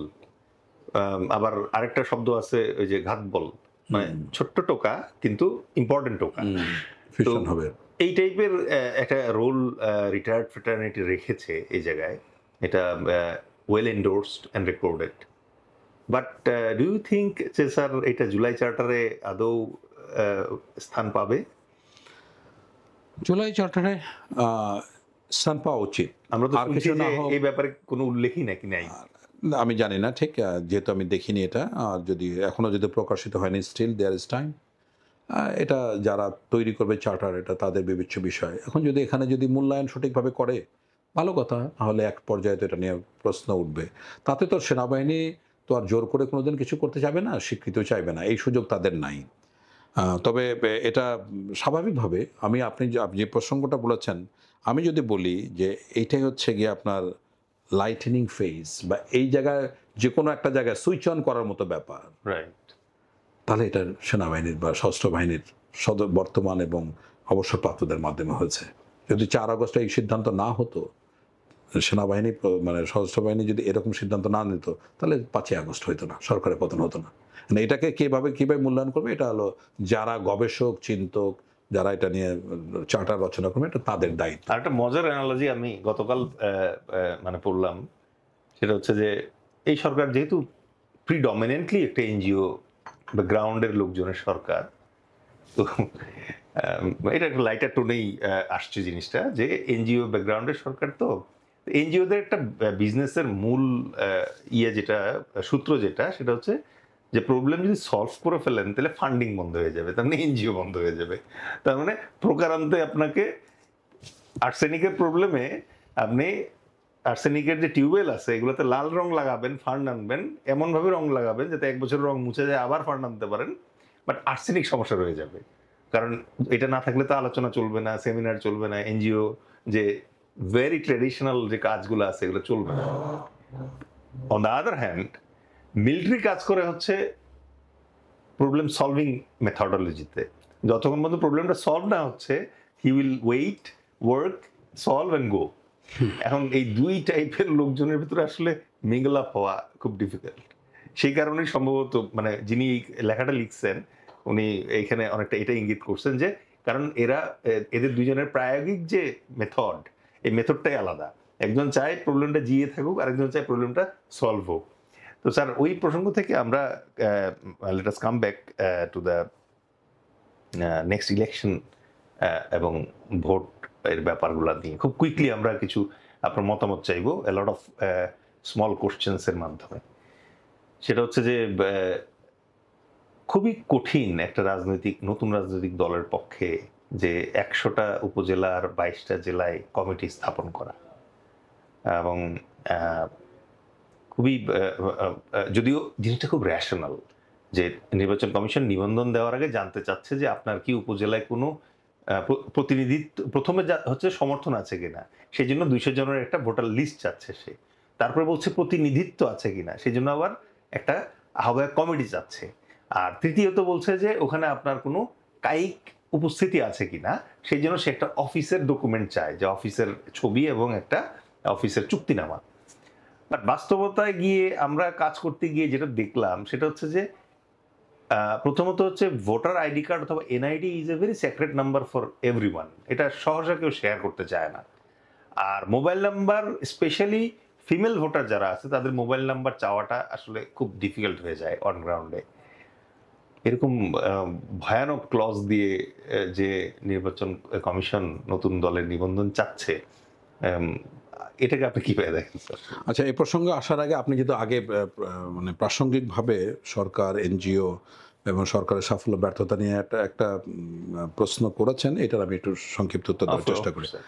আমরা আসলে একজন ব্যক্তিকে, সে বাবা, সে স্বামী, সে প্রতিবেশী, এভাবে বিবেচনা না করে সে যে দায়িত্বে আছে সে দায়িত্বটা পালন ঠিক মতো করতে পারলো কিনা সেটা দেখবেন। সেনাবাহিনী প্রধানকে আমি সেনাবাহিনী প্রধান হিসেবে বিচার করবো সফল কিনা, ডক্টর মোহাম্মদ ইউনূসকে আমি দেখবো যে সরকারের রাষ্ট্রপ্রধান হিসাবে সে সফল কিনা, হ্যাঁ, এভাবেই বিচার করব। ব্যক্তিগত জীবনে উনি কি করেন না করেন, কি পেশা, এগুলো আমাদের বিবেচ্য বিষয় না। এখন দেখুন, আমরা একেবারেই মানে আগ্নেয়গিরির মুখের উপরে যেটা পড়ে আছি সেটা হলো 35% ইউএস ট্যারিফ নিয়ে। এটা মানে এটা যে কত বড় একটা ভয়ঙ্কর একটা পরিস্থিতি হতে যাচ্ছে বাংলাদেশের জন্য, বিশেষ করে রেডিমেড গার্মেন্টসে, because this is the dust disease of hours. আমাদের অর্থনীতির ডাস্ট ডিজিজ কিন্তু এটা। এবং যদি আজকে যদি এটা ইউএসএ যদি আমাদের গার্মেন্টস রপ্তানি বন্ধ হয়ে যায়, তাহলে বাংলাদেশের শীর্ষ পর্যায়ের বেশ কিছু গার্মেন্টস বন্ধ হয়ে যাবে। সো এটার একটা বড় ধরনের একটা চাপ আসতে যাচ্ছে। সো আমরা দেখব সরকার এখন, যেহেতু আমাদের বাণিজ্য উপদেষ্টা সহ সরকারের গুরুত্বপূর্ণ ব্যক্তি এখন ওয়াশিংটনে এটা নিয়ে দেন দরবার করছে, বাট যিনি গেছেন উনি তো আসলে জীবনে ব্যবসাও করেন না, ডাজন্ট ম্যাটার। আমি ওই যে বললাম যে মানে বাণিজ্য উপদেষ্টা ব্যবসায়ী, আগাগোড়াই ব্যবসায়ী। যে গেছে ওই যে রোহিঙ্গা উপদেষ্টা যিনি গেলেন, উনি সম্ভবত দেশে থেকে অনলাইনে যোগাযোগ করছেন। But he ডজন্ট have any commerce knowledge. এটাই খলিল রহমান। এখন ওই যে বললাম যে এখন আমরা এই বাণিজ্য উপদেষ্টা ব্যবসা করেছেন, এখন তো না তার কূটনৈতিক পর্যায়ের রোল। আমরা দেখবো যে উনি সফলভাবে বা Bangladesh government as a whole, এটা তো গভর্নমেন্টের সফল হচ্ছে কিনা, রাইট। তারপরে আমরা তাকে জাজ করব। এখানে আমাদের প্রতিবেশীর সাথে আমাদের সম্পর্ক বড় টানাপোড়েন চলছে, মিয়ানমারের সাথে আমাদের রোহিঙ্গা নিয়ে বড় একটা প্রবলেম চলছে, নতুন আরাকান আর্মির সাথে প্রবলেম আসছে, এর মধ্যে দেশের আইন শৃঙ্খলা পরিস্থিতি প্রচণ্ড খারাপ, ভয়ানক একটা পরিস্থিতির দিকে, মানে আইন একদম আইনহীনতার মতো একটা, বিচারহীনতার মতো একটা পরিস্থিতি, সব কিছু মিলে সরকার কিন্তু বিভিন্ন দিক থেকে চাপে আছে। সো এগুলি কিভাবে সামলে ওঠে, এটার উপরে সরকারের সাফল্য এবং ব্যর্থতা আমরা নির্ধারণ নির্বাচন সংক্রান্ত যে হ্যাঁ নতুন রেজিস্ট্রেশন দল হিসেবে আমরা দল হিসেবে রেজিস্ট্রেশন করতে গিয়ে আমরা যে বাধাগুলি আমরা অনুভব করেছি গত 3-4 মাস ধরে, কিন্তু কন্টিনিউয়াসলি দিন রাত ধরে আমরা কাজ করছি। নির্বাচনের কমিশনের তো একটা সংস্কার কমিশনও ছিল। হ্যাঁ, কমিশনের সংস্কারের আজ থেকে 4 মাস আগে নির্বাচন ব্যবস্থা সংস্কার কমিশন যে প্রস্তাবগুলি করেছিল সেখানে কিন্তু অনেক কিছু সহজ করা হয়েছিল। যেমন জেলা কমিটি দরকার ছিল 6টা বা 7টা, আর উপজেলা ছিল এরকম 1.0 সামথিং লাইক দ্যাট। সেটা কিন্তু ইজিলি মানে রিচেবল টার্গেট ছিল। আপনি যে প্রবলেমগুলো বলেন, তা আমরা এগুলো যখন করতে গেলাম তখন দেখলাম যে এই প্রবলেম, মেয়েরা তার মোবাইল নাম্বার দিবে না, আইডি কার্ড কেউ দিবে না, স্বাক্ষর দিবে না, অনেক। আবার আমরা নতুন দল, আমরা যেখানে সাইনবোর্ড টাঙাতে গেছে সেখানে বাধা, হামলা, মারামারি, পেটাপিটি করেছে নতুন দল হিসেবে। সো এটা একটা বড় ধরনের ভীতির কারণ আছে। বাট অন্যান্য যে আমার কাছে মনে হয় যে কোনো আইন দিয়ে এটাকে মানে সংশোধন করা যাবে না। 143টা দল দিয়েছে। খুবই মজার ব্যাপার যে আমরা এখানে কোনো কোম্পানিকে দেখলাম তারা এরকম রেডিমেড লিস্ট নিয়ে বসে আছে। 100টা উপজেলা এবং 22-25টা জেলার রেডিমেড আছে আমাদের কাছে, গাইড বইয়ের মধ্যে বিক্রি করছে। এত লক্ষ টাকার প্যাকেজ দেন, আমরা দিয়ে দেবো। সো অনেকে হয়তোবা এটা সাহায্য নিতে বাধ্য হচ্ছে। সো কোনোভাবে ধরার তো বুদ্ধি নেই। যে রাজনৈতিক দলগুলি 100টা উপজেলা দিয়েছে বা স্বাক্ষর দিয়েছে বা জেলা দিয়েছে, আপনি কি করবেন? আপনি এলাকায় গিয়ে খবর নেবেন যে আসলে এই দলগুলি স্বাক্ষর করেছে কিনা। এখানে হয়তো রিপোর্ট অনেক নেগেটিভ আসতে পারে। এগুলি কোনো আইন দিয়ে এটাকে থামানো যাবে না। সো আমার মনে হয় নির্বাচন কমিশনের একটা জায়গায় গুরুত্বের সাথে কাজ, তাদের কেন্দ্রীয় অফিসটা ভিজিট করুক, এখানে কমিটিতে কারা আছে তাদের দিকে তাকাক। এটা কিন্তু ইনট্যাঞ্জেবল ইস্যুস, এগুলো কিন্তু টেঞ্জেবল না। কিন্তু একটা অফিসে গেলেই বুঝতে পারবে এই দলটা কে, কারা আছে, এটার সামর্থ্য কি, তারপরে কিন্তু ওই বাকি জিনিসগুলোতে যাওয়া উচিত। তো এইটা এরকম একটা অ্যাডহক অ্যারেঞ্জমেন্টে না গেলে কোনো লিখিত আইনে এই নির্বাচন, আপনি এই যে 147টা দল, তারা তো সবাই 147টা দলে যদি আপনার 100টা করে উপজেলা এবং 22টা করে জেলায় করে আপনি নিবন্ধন দিয়ে দেবেন। 2008 সালের আগ পর্যন্ত তো এই নিবন্ধনের ব্যাপারটাই ছিল না। তার আগে তো এরকম মাশরুমিং হয় নাই। এখন হঠাৎ করে যে মাশরুমিংটা হয়েছে, of course maybe it is for good, এবং এতে হয়তো অনেকে অ্যাডভান্টেজও নেওয়ার চেষ্টা করতেছে। আপনি একসময় বলতেছিলেন যে there should be criteria set so that পরপর 2টা ইলেকশনে যদি ওরা 2বার সব জামানত হারায় তাহলে তাদের নিবন্ধন আবার রিকনসিডার করা উচিত, কারণ আসলে they are not giving their skin in the business. তো এটা একটা জিনিস। বাট অ্যাগেইন যদি আমি মানে একটা বেস্ট কেস সিনারিও ধরি যে নির্বাচন কমিশন খুব ফ্লেক্সিবল ওয়েতে অ্যালাউ করলো এবং টোটাল দেখা গেল যে বাংলাদেশে এই মুহূর্তে পলিটিক্সে নিবন্ধিত দল পাওয়া গেল 100টি, I am taking a consideration sir, এবং ঢাকার 17, কথার কথা, ঢাকার 17 আসনে 100টা দল 100 জন প্রার্থী দিল স্যার। তাহলে ওই মানে পোলিং বুথের অবস্থা কি হবে স্যার? মানে এটা যদি একটু বলেন। হ্যাঁ, এটা খুবই একটা মানে অবস্থা দাঁড়াবে। মানে ব্যালট পেপার পোলিং এজেন্ট তো 100 জন বসারও বুদ্ধি নেই একটা রুমের মধ্যে, যে বুথগুলি আমাদের হয়। সেকেন্ড হচ্ছে think about the ballots. Even 30 জনও যদি হয় তাহলে তো 1 মিটার 1.5 মিটার হবে এটার ব্যালটের সাইজ। তো সুতরাং এগুলো অনেক ধরনের জটিলতা তৈরি করবে, কোনো সন্দেহ নেই। সুতরাং আমি মনে করি যে নির্বাচন ব্যবস্থা কমিশনের এমন কিছু সুপারিশ আসা উচিত যে হ্যাঁ, পরপর 2টা পার্লামেন্টে একটা সিটও পায় নাই, স্ট্রেট তাদের নির্বাচন মানে নিবন্ধন বাতিল হয়ে যাবে, বা এত % ভোট পায় নাই। এরকম না করলে এরকম এইবার এই যে বললাম যে মানে আপনি যেটা বলতেছেন, অনেকে যেটা বলতেছে যে সংখ্যানুপাতিক নির্বাচন, তার রিভার্স একটা ইফেক্ট পলিটিক্যাল পার্টির উপর আপনি দেওয়ার চেষ্টা করছেন। না, এটা এটা একটা না হলে হয়তো ওই যে আপনার 2 মিটার লম্বা ব্যালট করতে ballot হবে, paper, 200টা মানে এজেন্টকে বসানোর ব্যবস্থা করতে মানে হবে। Why people are not thinking on this, এটা হচ্ছে একটা অবাক করা ব্যাপার যে তারা পিআর পদ্ধতি নির্বাচন নিয়ে আলোচনা করছে, ইয়ে করছে, ওয়ারেস পার্টিগুলো নিজেরাই আসলে এত বেশি দুর্বল তাদের গঠনতান্ত্রিক ভাবে এবং তাদের প্র্যাকটিসে, এই যে মাশরুমের মতো এতগুলো যে পার্টি হয়ে গেল, একটু বিয়ন্ড কন্ট্রোল চলে যাচ্ছে। আপনি যেটা বললেন যে 30টা প্রার্থী যদি একটা আসনে থাকে, তার মানে ব্যালট পেপারের সাইজ কি হবে, এই ব্যালট পেপার ম্যানেজেবল হবে কিনা। আবার 30টা ধরলাম যে 30 জন প্রার্থী আছে, তার মানে স্যার হচ্ছে প্রত্যেকটা মানে পোলিং স্টেশনে যদি 6টা পোলিং বুথ থাকে, তার মানে প্রত্যেকের 6টা করে পোলিং এজেন্ট, 6টা পোলিং এজেন্ট ইন্টু 30, তার মানে 180 জন পোলিং এজেন্ট বসার জায়গা করতে হবে আগে। তার মানে তো স্যার অনেক ক্ষেত্রে ভোটারের চেয়ে স্যার পোলিং এজেন্ট পেয়ে যাবে। তাই হবে, তাই হবে। কোনো কোনো ভোট সেন্টারে দেখবেন যে মানে এটা আসলে অবাস্তব একটা বিষয়। আমি শিওর যে নির্বাচন ব্যবস্থা সহ সরকার এটার ব্যাপারে একটা সিরিয়াস একটা সিদ্ধান্ত নেবে, যাতে 10 জনের বেশি প্রার্থী কোথাও না হয়, এরকমটা অ্যারেঞ্জমেন্ট করতে হবে। আবার এখানে যারা 147 জন করেছে, অনেকের আমরা শুনেছি যে ওই স্বামী হচ্ছে সভাপতি, ওয়াইফ হচ্ছে সম্পাদক, এরকমও দল আছে। তারপর চায়ের দোকান কোনো কোনো রাজনৈতিক দলের প্রধান কার্যালয়, তো ওখানে গিয়ে জিজ্ঞাসা করা হচ্ছে, হ্যাঁ উনি মাঝে মধ্যে এখানে চা খাইতে আসেন। সে এরকমও হাস্যকর ব্যাপারও আছে, অনেক ভুইফোর দল আছে। So, আবার ইয়েতে স্যার, সরি টু ইন্টারাপ্ট, কারণ ভেরি ইন্টারেস্টিং একটা অংশে আমরা আছি এখন। অনেকে বলছে, অনেক ভেটারানরা যারা বলছে যে, ইভেন আপনিও স্যার আপনার গত একটা টক শোতে বলতেছিলেন যে রাজনীতিবিদদের আসলে এখনই তাদের সম্পদের তালিকা চেক করা উচিত, যে how fair they are, how honest they are. তো wealth accumulation is not bad, মানে ধনী হতেই পারে মানুষ পরিশ্রম করে, কিন্তু চাঁদাবাজির মাধ্যমে অথবা অসৎ উপায়ে কেউ যদি ধন সম্পদ কুক্ষিগত করে, সেটা যদি এখনই নোটিস না করা যায়, তাহলে তো আসলে মানে সামনে যে ইলেকশনটা আসতেছে, ওইখানে টাকার যে খেলাটা শুরু হবে, ওটা মানে কন্ট্রোল করা, মানে এটাই পারছি না আমরা, চাঁদাবাজিই পারছি না, ওটা তো পারবোই না। তাহলে অনেকে যেটা সাজেস্ট করতেছে যে বাই সেপ্টেম্বর প্রত্যেক পলিটিক্যাল পার্টি তার যে সম্ভাব্য প্রার্থী আছে তাদের তালিকা দিয়ে দেওয়া হবে, এবং দুদক ফার্স্টে স্ক্রুটিনি করা শুরু করবে যে এর ভেতরে আসলে মানে একদম প্রমাণ সহ কারা দুর্নীতিগ্রস্ত, তাদেরকে ছাঁটাই করলে তাহলে হয়তো নির্বাচনটা অনেকটা কন্ট্রোলেবল হবে। না, এরকম এরকম কোনো সুযোগ নাই স্যার। ওই যে বললাম না যে সাংবিধানিকভাবে যে সুযোগগুলো দেওয়া আছে, এগুলিকে কার্টেল করার মতো কোনো আইন বা যথাযথ ব্যবস্থা নেওয়ার কোনো সুযোগ বাংলাদেশে নেই। আপনি ধরুন ওই 143টা রাজনৈতিক দল যে নিবন্ধন চেয়েছে, এদের মধ্যে ইলেকশন কমিশন মনে করেন 100টাকে বাতিল করে দিল। So what is next? They will go to high court. হাইকোর্টে যে রায় পাবে না, তারপরে আপিল বিভাগে যাবে। সো এই প্রসেসটা তো এইভাবে খোলা রাখা হচ্ছে। এটাতে আপনি বলতে পারেন যে এখানকার সিদ্ধান্তই চূড়ান্ত।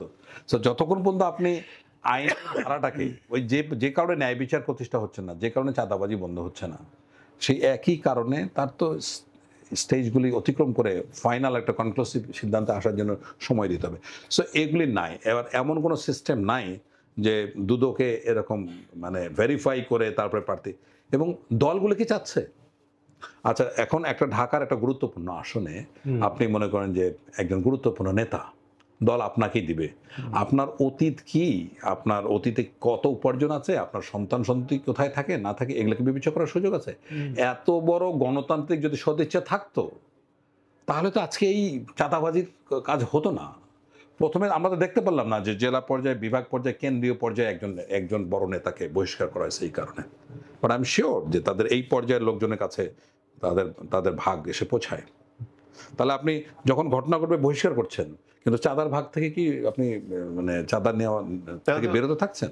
বিশাল দুষ্টচক্র। সুতরাং এটা থাকবে, এবং সামনের নির্বাচনে এটা থাকবে। বিকজ এই যে আপনার মনোনয়ন বাণিজ্য যেটা বলে, এটা আরো ভয়ঙ্কর আকারে ফিরবে। কিছু করার নেই। কারণ এখনো বাংলাদেশের ধারণা, যেমন গত আওয়ামী লীগ রাজ্যের মধ্যে আওয়ামী লীগের নমিনেশন পাইলেই তো ফাইনাল, ভোটে জেতাও যেমন কনফার্ম, ক্ষমতায় যাওয়াও কনফার্ম, মানে সব কিছু হলে এখানে যদি তার 2, 4, 5, 10 কোটি টাকা ব্যয়ও করতে হয়, ডাজন্ট ম্যাটার। এখন ওই ধারাটা আবার আরেক দিকে যাচ্ছে। এই প্রসঙ্গে নেক্সট কোশ্চেনটা হওয়া উচিত ছিল প্রবাসী ভোটারদের ব্যাপারে, আপনি অবশ্যই কমেন্ট করবেন। বাট তার আগে একটা খুব ইন্টারেস্টিং সোশ্যাল মিডিয়া ট্রেন্ড থেকে যে কোশ্চেনটা আসতেছে, এই যে আপনি যে মানে কারণগুলো বললেন স্যার, এই কারণগুলোর কারণে আমি দেখলাম যে আমাদের মানে সোশ্যাল মিডিয়ার একটা অংশ তারা গণতান্ত্রিক পদ্ধতিটার উপরে আস্থা হারিয়ে ফেলছে এবং তারা খেলাফতকে ইনভাইট করছে। What is your view on that? হ্যাঁ, এটা আমি একটু অবাক হয়েছি যখন হয়তো সপ্তাহখানেক আগে একটা জরিপে দেখা গেছে যে যুবক যারা এবং প্রথম যারা ভোটার হচ্ছে তাদের মধ্যে একটা বড় অংশ ভোট দিতেই চাচ্ছে না।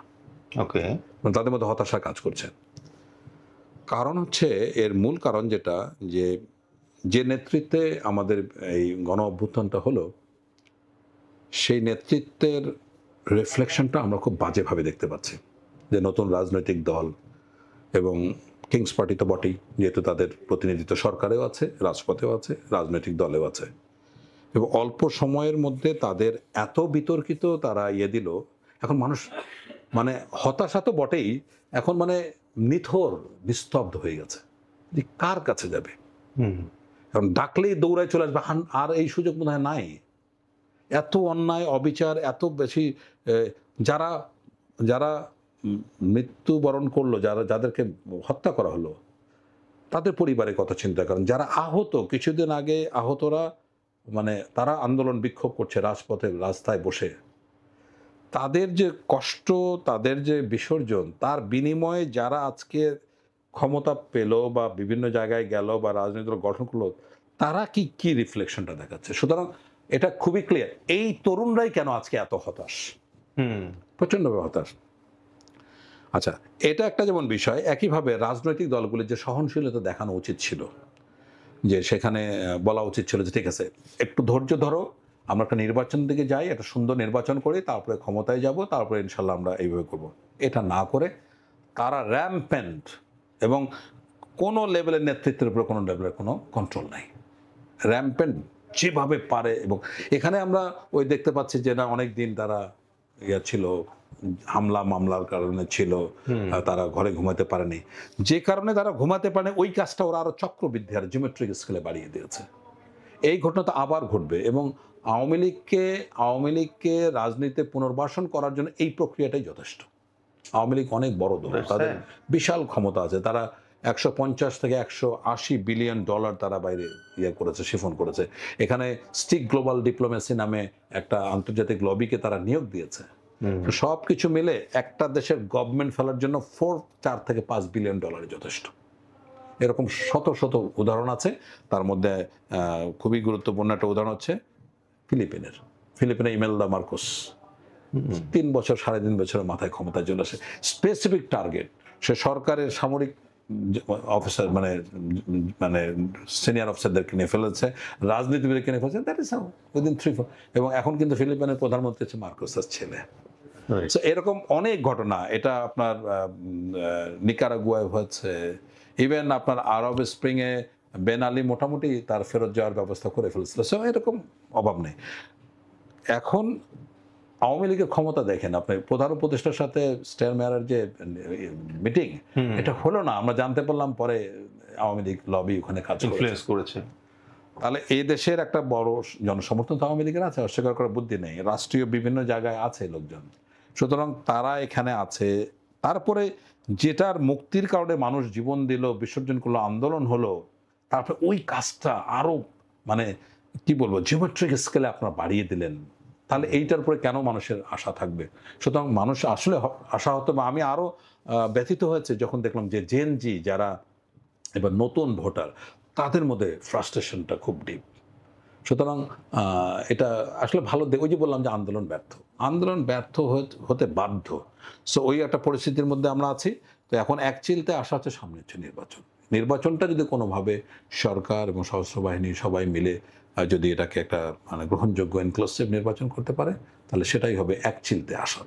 এটাকে ইনক্লুসিভ করার ক্ষেত্রে যাই হোক স্যার, আমরা ওই কোশ্চেনটা অন্য একদিন আলোপ করবো। আমরা যেটা সোশ্যাল মিডিয়াতে একটা মানে হাইপ চলতেছে, মানুষ যখন ফ্রাস্ট্রেটেড হয়ে যায় তখন তো আসলে ঈশ্বর এর প্রতি অনেক বেশি ফিল করে। তাদের একটা অংশ আমার কাছে মনে হয়েছে কেন জানি ফিল করে যে সেই অটোমান আম্পায়ারের যে খিলাফতটা ছিল, that is what they want back. But ওইটা নিয়ে আমরা আজকে আলোচনা করবো না, rather let us even sir মানে দেয়ার আর পিপুল, আমাকে অনেকে জিজ্ঞেস করে, কোশ্চেন করে যে স্যার আমাদের দেশে তো একসময় প্রেসিডেন্সিয়াল ফর্ম অফ ডেমোক্রেসি ছিল, then why we left it, or is it the right time to again revert to presidential form of democracy? তো এটা নিয়ে সেপারেটলি আপনার ইনসাইড একদিন শুনবো স্যার। বাট আজকে যেটা নিয়ে আমরা কন্টিনিউ করছিলাম, তার ভেতরেই একটা আপনার ওয়ার্ড বলেছেন যে পলিটিক্যাল পার্টিদের সদিচ্ছা। ভেরি ইন্টারেস্টিংলি ঐক্যমত কমিশনে কোনো পলিটিক্যাল পার্টি কিন্তু প্রবাসী ভোটারদের যে ভোটদান পদ্ধতিটার ব্যাপারে একমত হতে পারলো না স্যার। অনেকে বললো যে, অনেক ফার্স্টে সম্ভবত এরকম প্রপোজ করা হয়েছিল যে ব্যালট পেপারটা কনসার্ন এমবেসিতে প্রিন্ট করা হোক, ওরা ভোট দিয়ে দিক। রাজি না। বলছে আচ্ছা ঠিক আছে, তাহলে পাওয়ার অফ অ্যাটর্নি দিয়ে আপনি বিদেশে থাকা অবস্থায় দেশে যেরকম জমি জমা কেনাবেচা করতে পারেন, সেরকমভাবে আপনার ফার্স্ট ব্লাড যারা আছে তাদেরকে পাওয়ার অফ অ্যাটর্নি দেওয়া যেতে পারে, আপনার হয়ে তারা ভোট দিবে। এটা তো তারা রাজি না। তারা ডিজিটাল কোনো পদ্ধতিতেও রাজি না। তাহলে আসলে স্যার মানে প্রবাসী যারা আছে তারা ভোট দিক, এটা কি স্যার কোনো কোনো রাজনৈতিক মহল চায় না? না, রাজনৈতিক মহল হয়তো চায়, কিন্তু কথা হলো যে এই মানে এই পথ পরিক্রমা বা সিস্টেম এটা এত লেবরিয়াস বা এত দীর্ঘ এবং জটিল, এ কারণে হয়তো বা এই বিষয়টা আলোচনা মনে করে খুব একটা লাভ হচ্ছে না। তবে আমি মনে করি যে প্রবাসীদের ভোটকে গুরুত্ব দেবে। একটা জিনিস আমি মনে করি যে এটা আমি বিভিন্ন জায়গায় শুনেওছি বা আলোচনা হচ্ছে, ব্ল্যাঙ্ক ভোটিং। ব্ল্যাঙ্ক ভোটিংটা এরকম, যে মুহূর্তে একটা নির্বাচনী এলাকায় আপনার ইয়ে হয়ে যাবে, আপনার ক্যান্ডিডেট সেট হয়ে যাবে, সে মুহূর্তে আপনার তৎক্ষণাৎভাবে যে প্রবাসী আছেন তার এলাকায় যাকে তিনি ভোট দিতে চান, এইটা উল্লেখ করে দুইটা অপশন। এক হচ্ছে যদি ওই দেশে বাংলাদেশি দূতাবাস থাকে, আপনি ধরুন যখন আপনার মার্কা বা যখন ইয়ে হয়ে যাবে, প্রার্থী নির্বাচন চূড়ান্ত হয়ে যাবে, এটার পরে কিন্তু 1 মাসের মতো সময় থাকে। এই 1 মাসের মধ্যে সে তো তার এলাকায় জানে যে 7 জন 8 জন 10 জন দাঁড়িয়ে আছে মার্কা এই বা স্বতন্ত্র প্রার্থী। তো তৎক্ষণাৎভাবে সে মানে সিদ্ধান্ত নেবে, নিয়ে তার যে দূতাবাস আছে সেই সংশ্লিষ্ট দূতাবাসে সে ওখানে গিয়ে জানাবে, যে একটা টাইম দেবে, উইদিন 3 days 4 days তুমি এটা আমাকে জানাবা। So they have the time. এবং এই ভোটটা কিন্তু অনেক আগে, অ্যাকচুয়াল ভোট কাস্টিং এর অনেক আগে হয়ে গেল। দ্বিতীয়ত হলো যেসব দেশে ইউএসএ তে বোধহয় সিস্টেম আছেই স্যার, অলমোস্ট 50% ভোট অ্যাডভান্স দেওয়া যায়। হ্যাঁ, এটা তো যে প্রবাসীদের অ্যাডভান্স।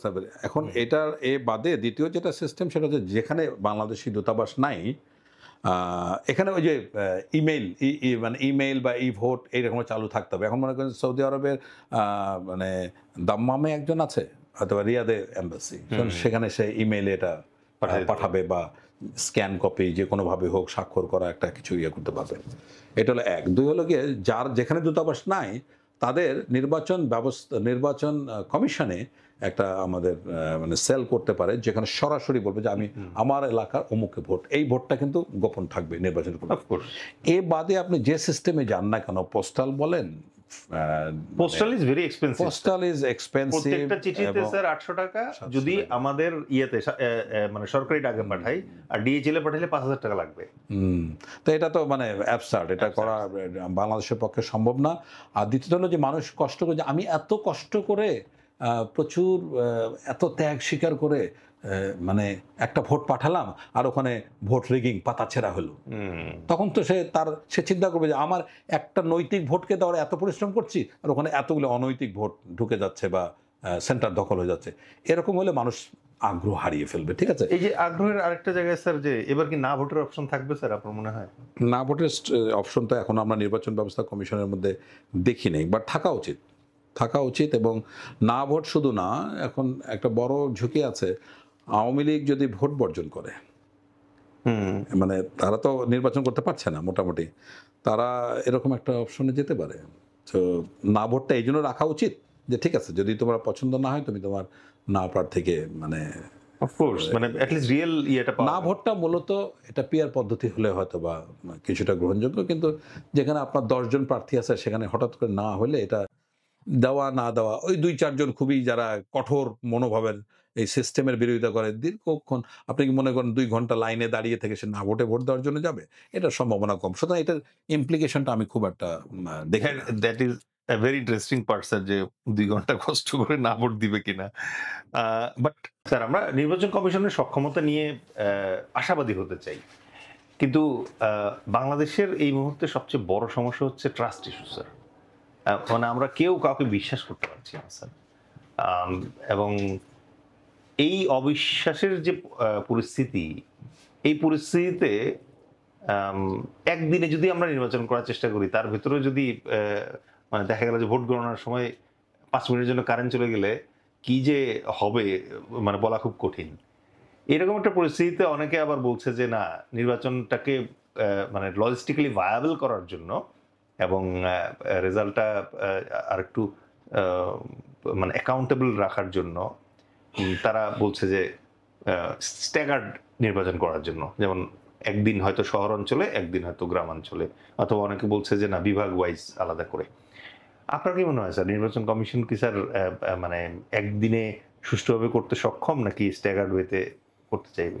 আচ্ছা, এখানে দুটো প্রশ্ন। এক হচ্ছে যে নির্বাচন ব্যবস্থা, নির্বাচন কমিশনের সক্ষমতা। তো নির্বাচন ব্যবস্থার সক্ষমতার কোনো বড় ধরনের পরিবর্তন হয়নি গত 10 মাসে। শুধু একটাই আমরা দেখেছি, যে কোনো নির্বাচন ব্যবস্থা, নির্বাচন কেমন হবে তার ডিপেন্ড করে সরকারের আন্তরিকতার উপরে। এখন পর্যন্ত সরকার যেটা বলছে আমরা এটাতে আশ্বস্ত হচ্ছি। এবং সবচেয়ে গুরুত্বপূর্ণ যে ব্যাপার, আইন শৃঙ্খলা পরিস্থিতির ব্যবহার, এটা হচ্ছে গিয়ে আপনার বিশেষ করে সশস্ত্র বাহিনী যদি চায় যে ফেয়ার ইলেকশন হবে, কেউ ঠেকাতে পারবেন ইনশাল্লাহ।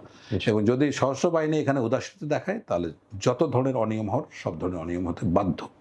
এবং এখানে আমরা অলরেডি দেখেছি যে সশস্ত্র বাহিনীকে এবার একটা আইনের মাধ্যমে সশস্ত্র বাহিনীকে এখন নিরাপত্তা বাহিনীর মধ্যে ইনক্লুসিভ করা হচ্ছে, আলাদা কোনো এর জন্য ইনস্ট্রাকশন প্রয়োজন নেই। দ্বিতীয় বিষয় হলো সেটা হচ্ছে সশস্ত্র বাহিনীকে স্ট্রাইকিং ফোর্সে রাখা হচ্ছে অলরেডি। এটা নিয়ে অলরেডি সিদ্ধান্ত হয়েছে। এখন স্ট্রাইকিং ফোর্স থাকা ফাইন, আমি আপনাকে গ্যারান্টি দিয়ে বলতে পারি, যদি সশস্ত্র বাহিনীর 1-2টা ডিটাচমেন্ট একটা উপজেলাতে থাকে, তাহলে কোনো জায়গায় আপনার সাহস দেখাবে না। বিকজ এটা দিন শেষে কিন্তু সশস্ত্র বাহিনীকে ভয় পায়, যত বড়ই হোক না কেন। সো তাদের একটা ডিটাচমেন্ট দিয়ে থাকবে। ওই যে বললাম, আইন শৃঙ্খলা পরিস্থিতি যেমন 7 দিনে নিয়ন্ত্রণ করা সম্ভব, 1 দিনে নির্বাচন, দিস ইজ 1 দিনের মধ্যে সুষ্ঠু নির্বাচন করা সম্ভব। এটা যখনই আপনি স্ট্যাগার্ড ইয়েতে যাবেন, আজকে এক ডিভিশন, কালকে এক ডিভিশন, এখানে কয়েকটা নেতিবাচক জিনিস আছে। এক হচ্ছে ওইটার ফলাফল পরবর্তী বিভাগকে প্রভাবিত করবে, পরবর্তী সেগমেন্টকে। আজকে দেখলো রংপুর ডিভিশনে একটা দল এগিয়ে আছে, সুতরাং এটা বগুড়াতে মানে রাজশাহী ডিভিশনে যেদিন হবে, এইটার ফলাফল এখন প্রভাবিত করবে। 1, 2 হলো যত ধরনের আনস্ক্রুপুলাস প্রভাব, মানে অনৈতিক প্রভাব আছে, সব প্রভাব কিন্তু তখন মানে সিনক্রোনাইজ হতে ব্যবহার হতে শুরু করবে। টাকা, মাস্তান, সব কিছু, মানে গুরুত্বপূর্ণ নেতারা, যে রংপুরের যে লোক মানে মানে কোনো দলের অলরেডি নির্বাচিত হয়ে গেছেন, সে পরের দিন ওই পাশের বিভাগে গিয়ে এখানে বসে আলোচনা করবে। সো এটা করা যাবে না। এটাতে অনেক ধরনের জটিলতা হবে, বা একদিনে করাটাই যুক্তিযুক্ত, যেখানে যেভাবে হোক না কেন। আমরা এখানে 2-1টা জিনিসের দিকে আকর্ষণ মানে দিতে পারি। এক হলো যে আমি শিওর যে সশস্ত্র বাহিনী এখানে আন্তরিকতার সাথে নির্বাচন কমিশন একটা সুযোগ চেয়েছে যে নির্বাচন কমিশনকে প্রয়োজন বোধে পুরো কনস্টিটিউয়েন্সি নির্বাচন বাতিল করার অধিকার দিতে হবে। This is important. এইটা দেওয়া উচিত। মানে এটা সরকার যদি আটকায়, তাহলে সরকারের সদিচ্ছা নিয়ে আমার প্রশ্ন আছে। তার মানে নির্বাচন ব্যবস্থা এখন কারা আছে নির্বাচন কমিশনে? তারা তো কোনো দলীয় লোক নয়, তারা অত্যন্ত সিলেক্টিভ, এবং আমরা আস্থা রাখতে পারি এরকম মানুষ আছেন সেখানে। কে কোন দল বলো সেটা বড় কথা, আমরা তো বুঝি এ পর্যন্ত যে নির্বাচন ব্যবস্থার যে উদ্যোগগুলো নিচ্ছে অত্যন্ত ফেয়ার, অত্যন্ত পজিটিভ, তারা তাদের সাংবিধানিক দায়িত্ব পালন করে যাচ্ছেন। সুতরাং এই ক্ষেত্রে নির্বাচন ব্যবস্থার কাছে আপনি যত শক্তিশালী করবেন নির্বাচন ব্যবস্থাকে, নির্বাচন কমিশনকে, নির্বাচন তত ফেয়ার হবে। তো সুতরাং দলকে পেনাল্টি করার ক্ষমতা দেন, দলের শীর্ষ নেতাকে পেনাল্টি করার ক্ষমতা দেন, দেখবেন যে আরো বেশি নির্বাচন ব্যবস্থা সুন্দর হবে। তাহলে একদিনে যদি হয় স্যার, তাহলে একদিনেই হতে হবে। স্থানীয় সরকার নির্বাচন আগে হওয়া উচিত না? স্থানীয় সরকার নির্বাচন এবং এটার সাথে কোনো সম্পর্ক নেই, বরং একদিনে যদি স্থানীয় সরকার নির্বাচন করা যেত, এটা কিন্তু খারাপ হতো না। অনেক খরচ। একটা আমাদের মতো দেশের মতো দেশ যদি স্থানীয় নির্বাচন এবং সংসদ নির্বাচন একসাথে করতে পারতো, তাহলে অনেক সুবিধা হতো। পলিটিক্যালি স্পিকিং, যে স্থানীয় সরকার নির্বাচনটা আগে না করে আগে যদি সংসদীয় নির্বাচনটা করা হয়, জাতীয় সংসদ নির্বাচন করা হয়, তাহলে কি রেজাল্ট এফেক্টেড হয়? কি অবশ্যই এফেক্টেড হবে, অবশ্যই। এখন দেখুন, কারা চাচ্ছে স্থানীয় নির্বাচন আগে? এখন স্পষ্ট বিএনপি চাচ্ছে না, আবার জামাত ইসলাম সহ কোনো কোনো দল চাচ্ছে। কারণটা খুবই সিম্পল, কারণ বিএনপির গত 10 মাসে যে মহড়াটা দিয়েছে এটা তাদের পক্ষে যাবে না। সো স্থানীয় নির্বাচনে তাদের বড় ধরনের বিপর্যয় ঘটবে। সুতরাং বিএনপি চাইছে আগে জাতীয় নির্বাচন হোক, তারপরে তাদের সুবিধা মতো হয়তো তারা মানে বিএনপি ধারণা করছে হয়তো বহুলাংশে সে কথাও ঠিক যে তারা তো সরকার গঠন করবে। তো সরকারে যে নির্বাচন করা তখন একটা তো ওভাররাইডিং একটা অ্যাডভান্টেজ আছে। আর এখন যদি আপনার ফল বিপর্যয় ঘটে তো এটা জাতীয় নির্বাচনে তো এফেক্ট করবে। তো সুতরাং সবকিছু মিলে এখন দেখুন সবচেয়ে ভয়ানক অস্ত্র হচ্ছে সাধারণ ভোটার। এই এখন নির্বাচনের হাওয়া শুরু হয়েছে, এখন দেখবেন সব নেতা ফুলের মতো পবিত্র হতে শুরু করবে। এতদিন যে ঘটনাগুলো ঘটিয়েছে তার জন্য তওবা করে কত ধরনের না ভাই এটা বুঝতে পারি নাই, ভুল হয়ে গেছে, তুমি আমার ভাই প্রতিবেশী, অনেক সুন্দর সুন্দর কথা বলবে।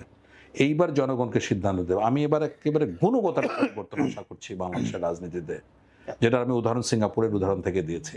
সিঙ্গাপুরে দেখুন আজকে এই যে পাবলিক অ্যাকশন পার্টি যেটা ক্ষমতা আছে, সম্ভবত 14 বার পরপর 14 বার একই দল, সেই 1962 থেকে লিগ ওয়ানের যে দল ক্ষমতা আসে, এর মধ্যে সবচেয়ে কম ভোট পেয়েছে 2011 নির্বাচনে।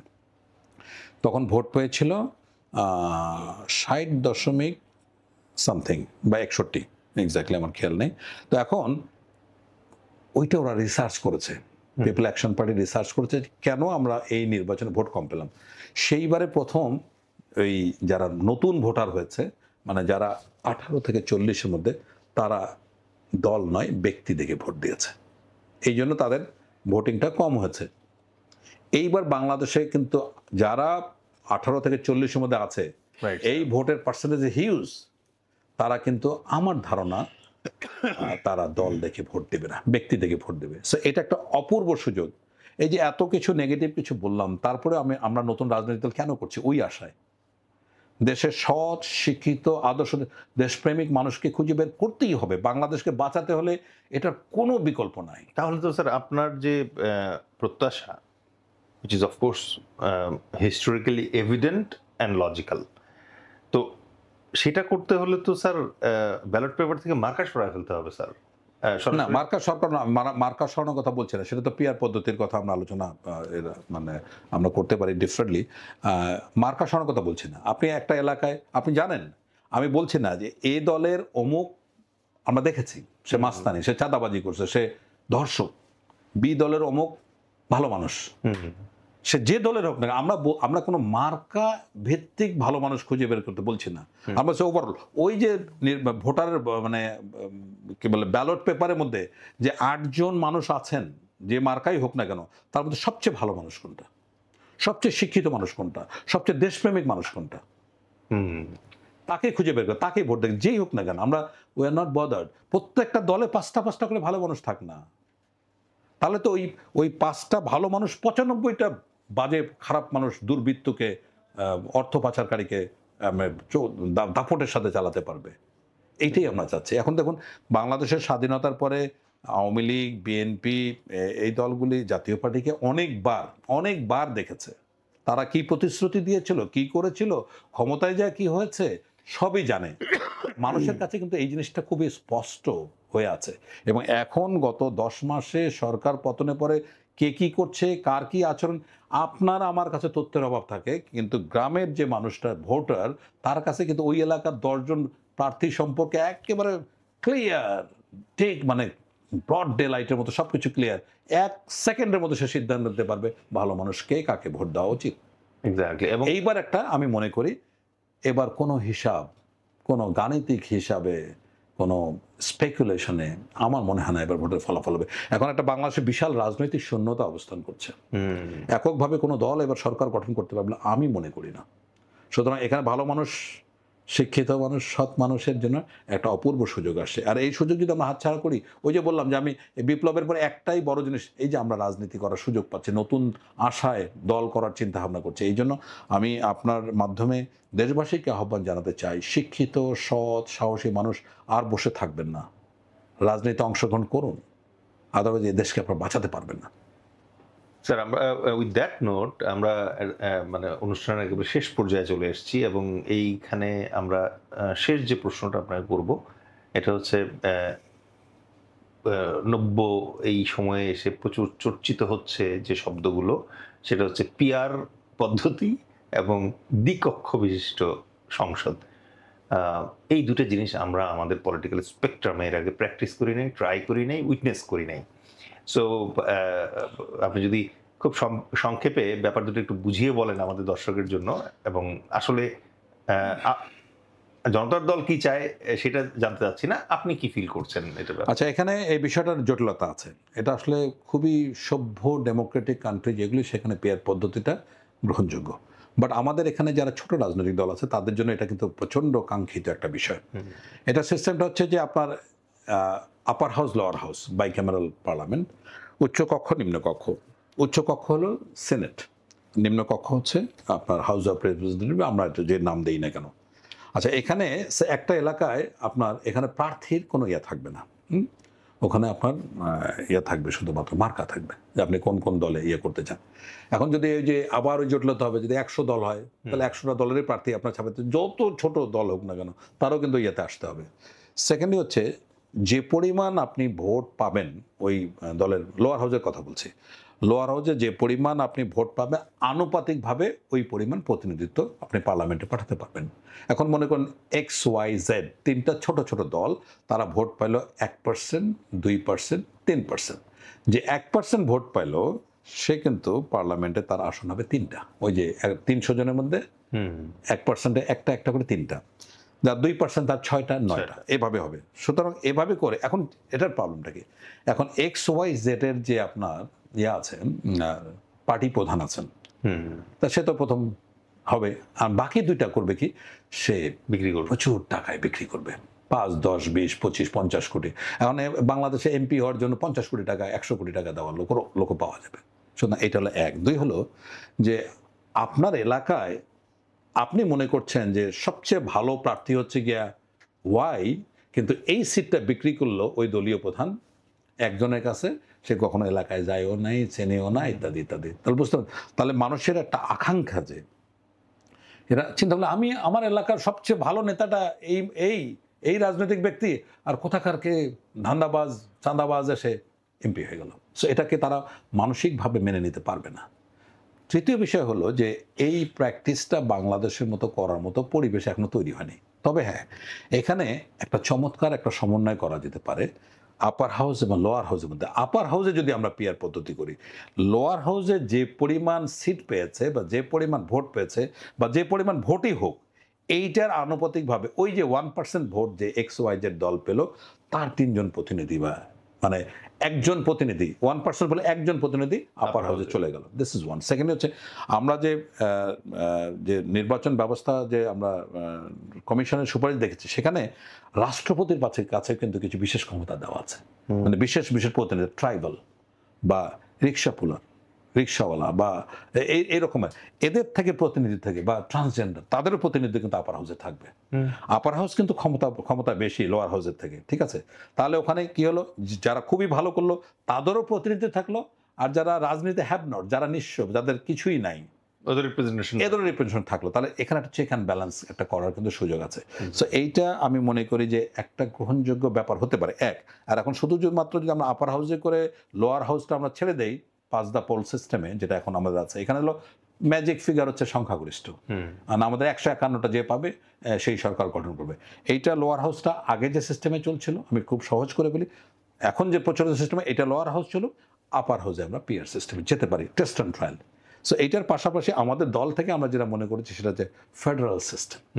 ফেডারেল সিস্টেম মানে যুক্তরাষ্ট্রীয়, মানে যুক্তরাজ্য, মানে প্রদেশ ভিত্তিক। উপমহাদেশে শ্রীলঙ্কা মতো ছোট দেশেও কিন্তু একমাত্র বাংলাদেশ উপমহাদেশে ফেডারেল সিস্টেম নাই। এখন আমাদের যে জনগোষ্ঠী, বিশাল জনগোষ্ঠী, তাতে কিন্তু আমাদের পুরনো যে বিভাগগুলি আছে এগুলিকে প্রদেশ করার যথেষ্ট মানে কারণ হয়ে দাঁড়িয়েছে। এখন দেখুন, যে কোনো বিষয়ে প্রত্যেককে কেন হাইকোর্টে আসতে হবে, প্রত্যেককে সর্বোচ্চ ট্রিটমেন্টের জন্য, সর্বোচ্চ শিক্ষার জন্য কেন ঢাকায় আসতে হবে? সো ঢাকা কেন্দ্রিক এত বিশাল একটা জনগোষ্ঠীর দেশ, এই বাংলাদেশের আজ থেকে 25 বছর আগে ফেডারেল সিস্টেমে যাওয়াটা অনেক যৌক্তিক ছিল। ডিসেন্ট্রালাইজ করে আমার কথা হচ্ছে হায়েস্ট একজন যদি একটা প্রদেশ আগের বড় বড় বিভাগগুলোকে আমরা ধরি, এটা যদি প্রদেশ হয়, তার বাইরে তার ঢাকাতে আসার কোনো প্রয়োজন থাকবে না। আজকে দেখুন আপনার বিচার বিভাগের বেঞ্চগুলিকে এটা নিয়ে প্রতিবাদ হচ্ছে। তাহলে এখন সবাই যদি ঢাকায় আসে প্রত্যেকটা কাজের জন্য, একটা পিয়নের চাকরির জন্য যদি ঢাকায় আসতে হয়, একটা সামান্য একটা ট্রিটমেন্টের জন্য ঢাকায় আসতে হয়, তাহলে এই ছোট্ট মানে ঢাকা শহর আর কি ভারে, মানে এটা শুধুমাত্র মানসিক মানুষের ভার তা তো না, এই যে কর্মকাণ্ড, যাতায়াত, চলাচল, অর্থনীতি সবকিছু মানে একটা বিশাল একটা চাপ নিতে হচ্ছে। সো এই জায়গাটায় আমরা ফেডারেল সিস্টেমের কথা আমাদের দল থেকে বলছি। এবং এটার আর একটা সুবিধা হলো, যেমন তিস্তা মহাপরিকল্পনা কত আলোচনা হচ্ছে, কত ধরনের মানে বালিশ পাচার, যাত্রা, সার্কাস, নাটক হচ্ছে। হ্যাঁ, তো এগুলি নিয়ে না যাই, কিন্তু এই যে তিস্তা যে একটা আমাদের নর্থ বেঙ্গলকে বলা হয় বাংলাদেশের রুটির ঝুড়ি। এখান থেকে বিশাল একটা শস্য খাবার ভান্ডার আমরা এখান থেকে খাবার পাই। ওরা সবচেয়ে বেশি দারিদ্র হচ্ছে নর্থ বেঙ্গলে।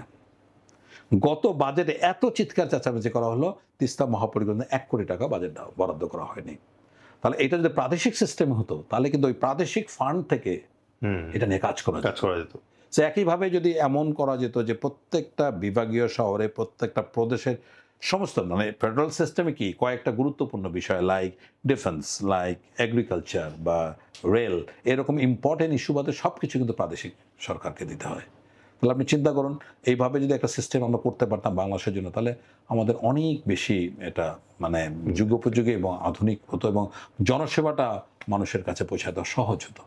রাইট। আমরা স্যার প্রায়ই একটা জায়গায় অ্যাগেইন পারসেপশন মিস্টেক এটা, যে কখনো কখনো আমরা আমাদের জিওগ্রাফিক যে সাইজ, তার উপরে বেস করে গভর্নমেন্টের সাইজ ভাবার চেষ্টা করি, বাট আমরা ভুলে যাই যে এই 16 কোটি অথবা 18 কোটি মানে এটা অনেক বড় একটা জনগণ।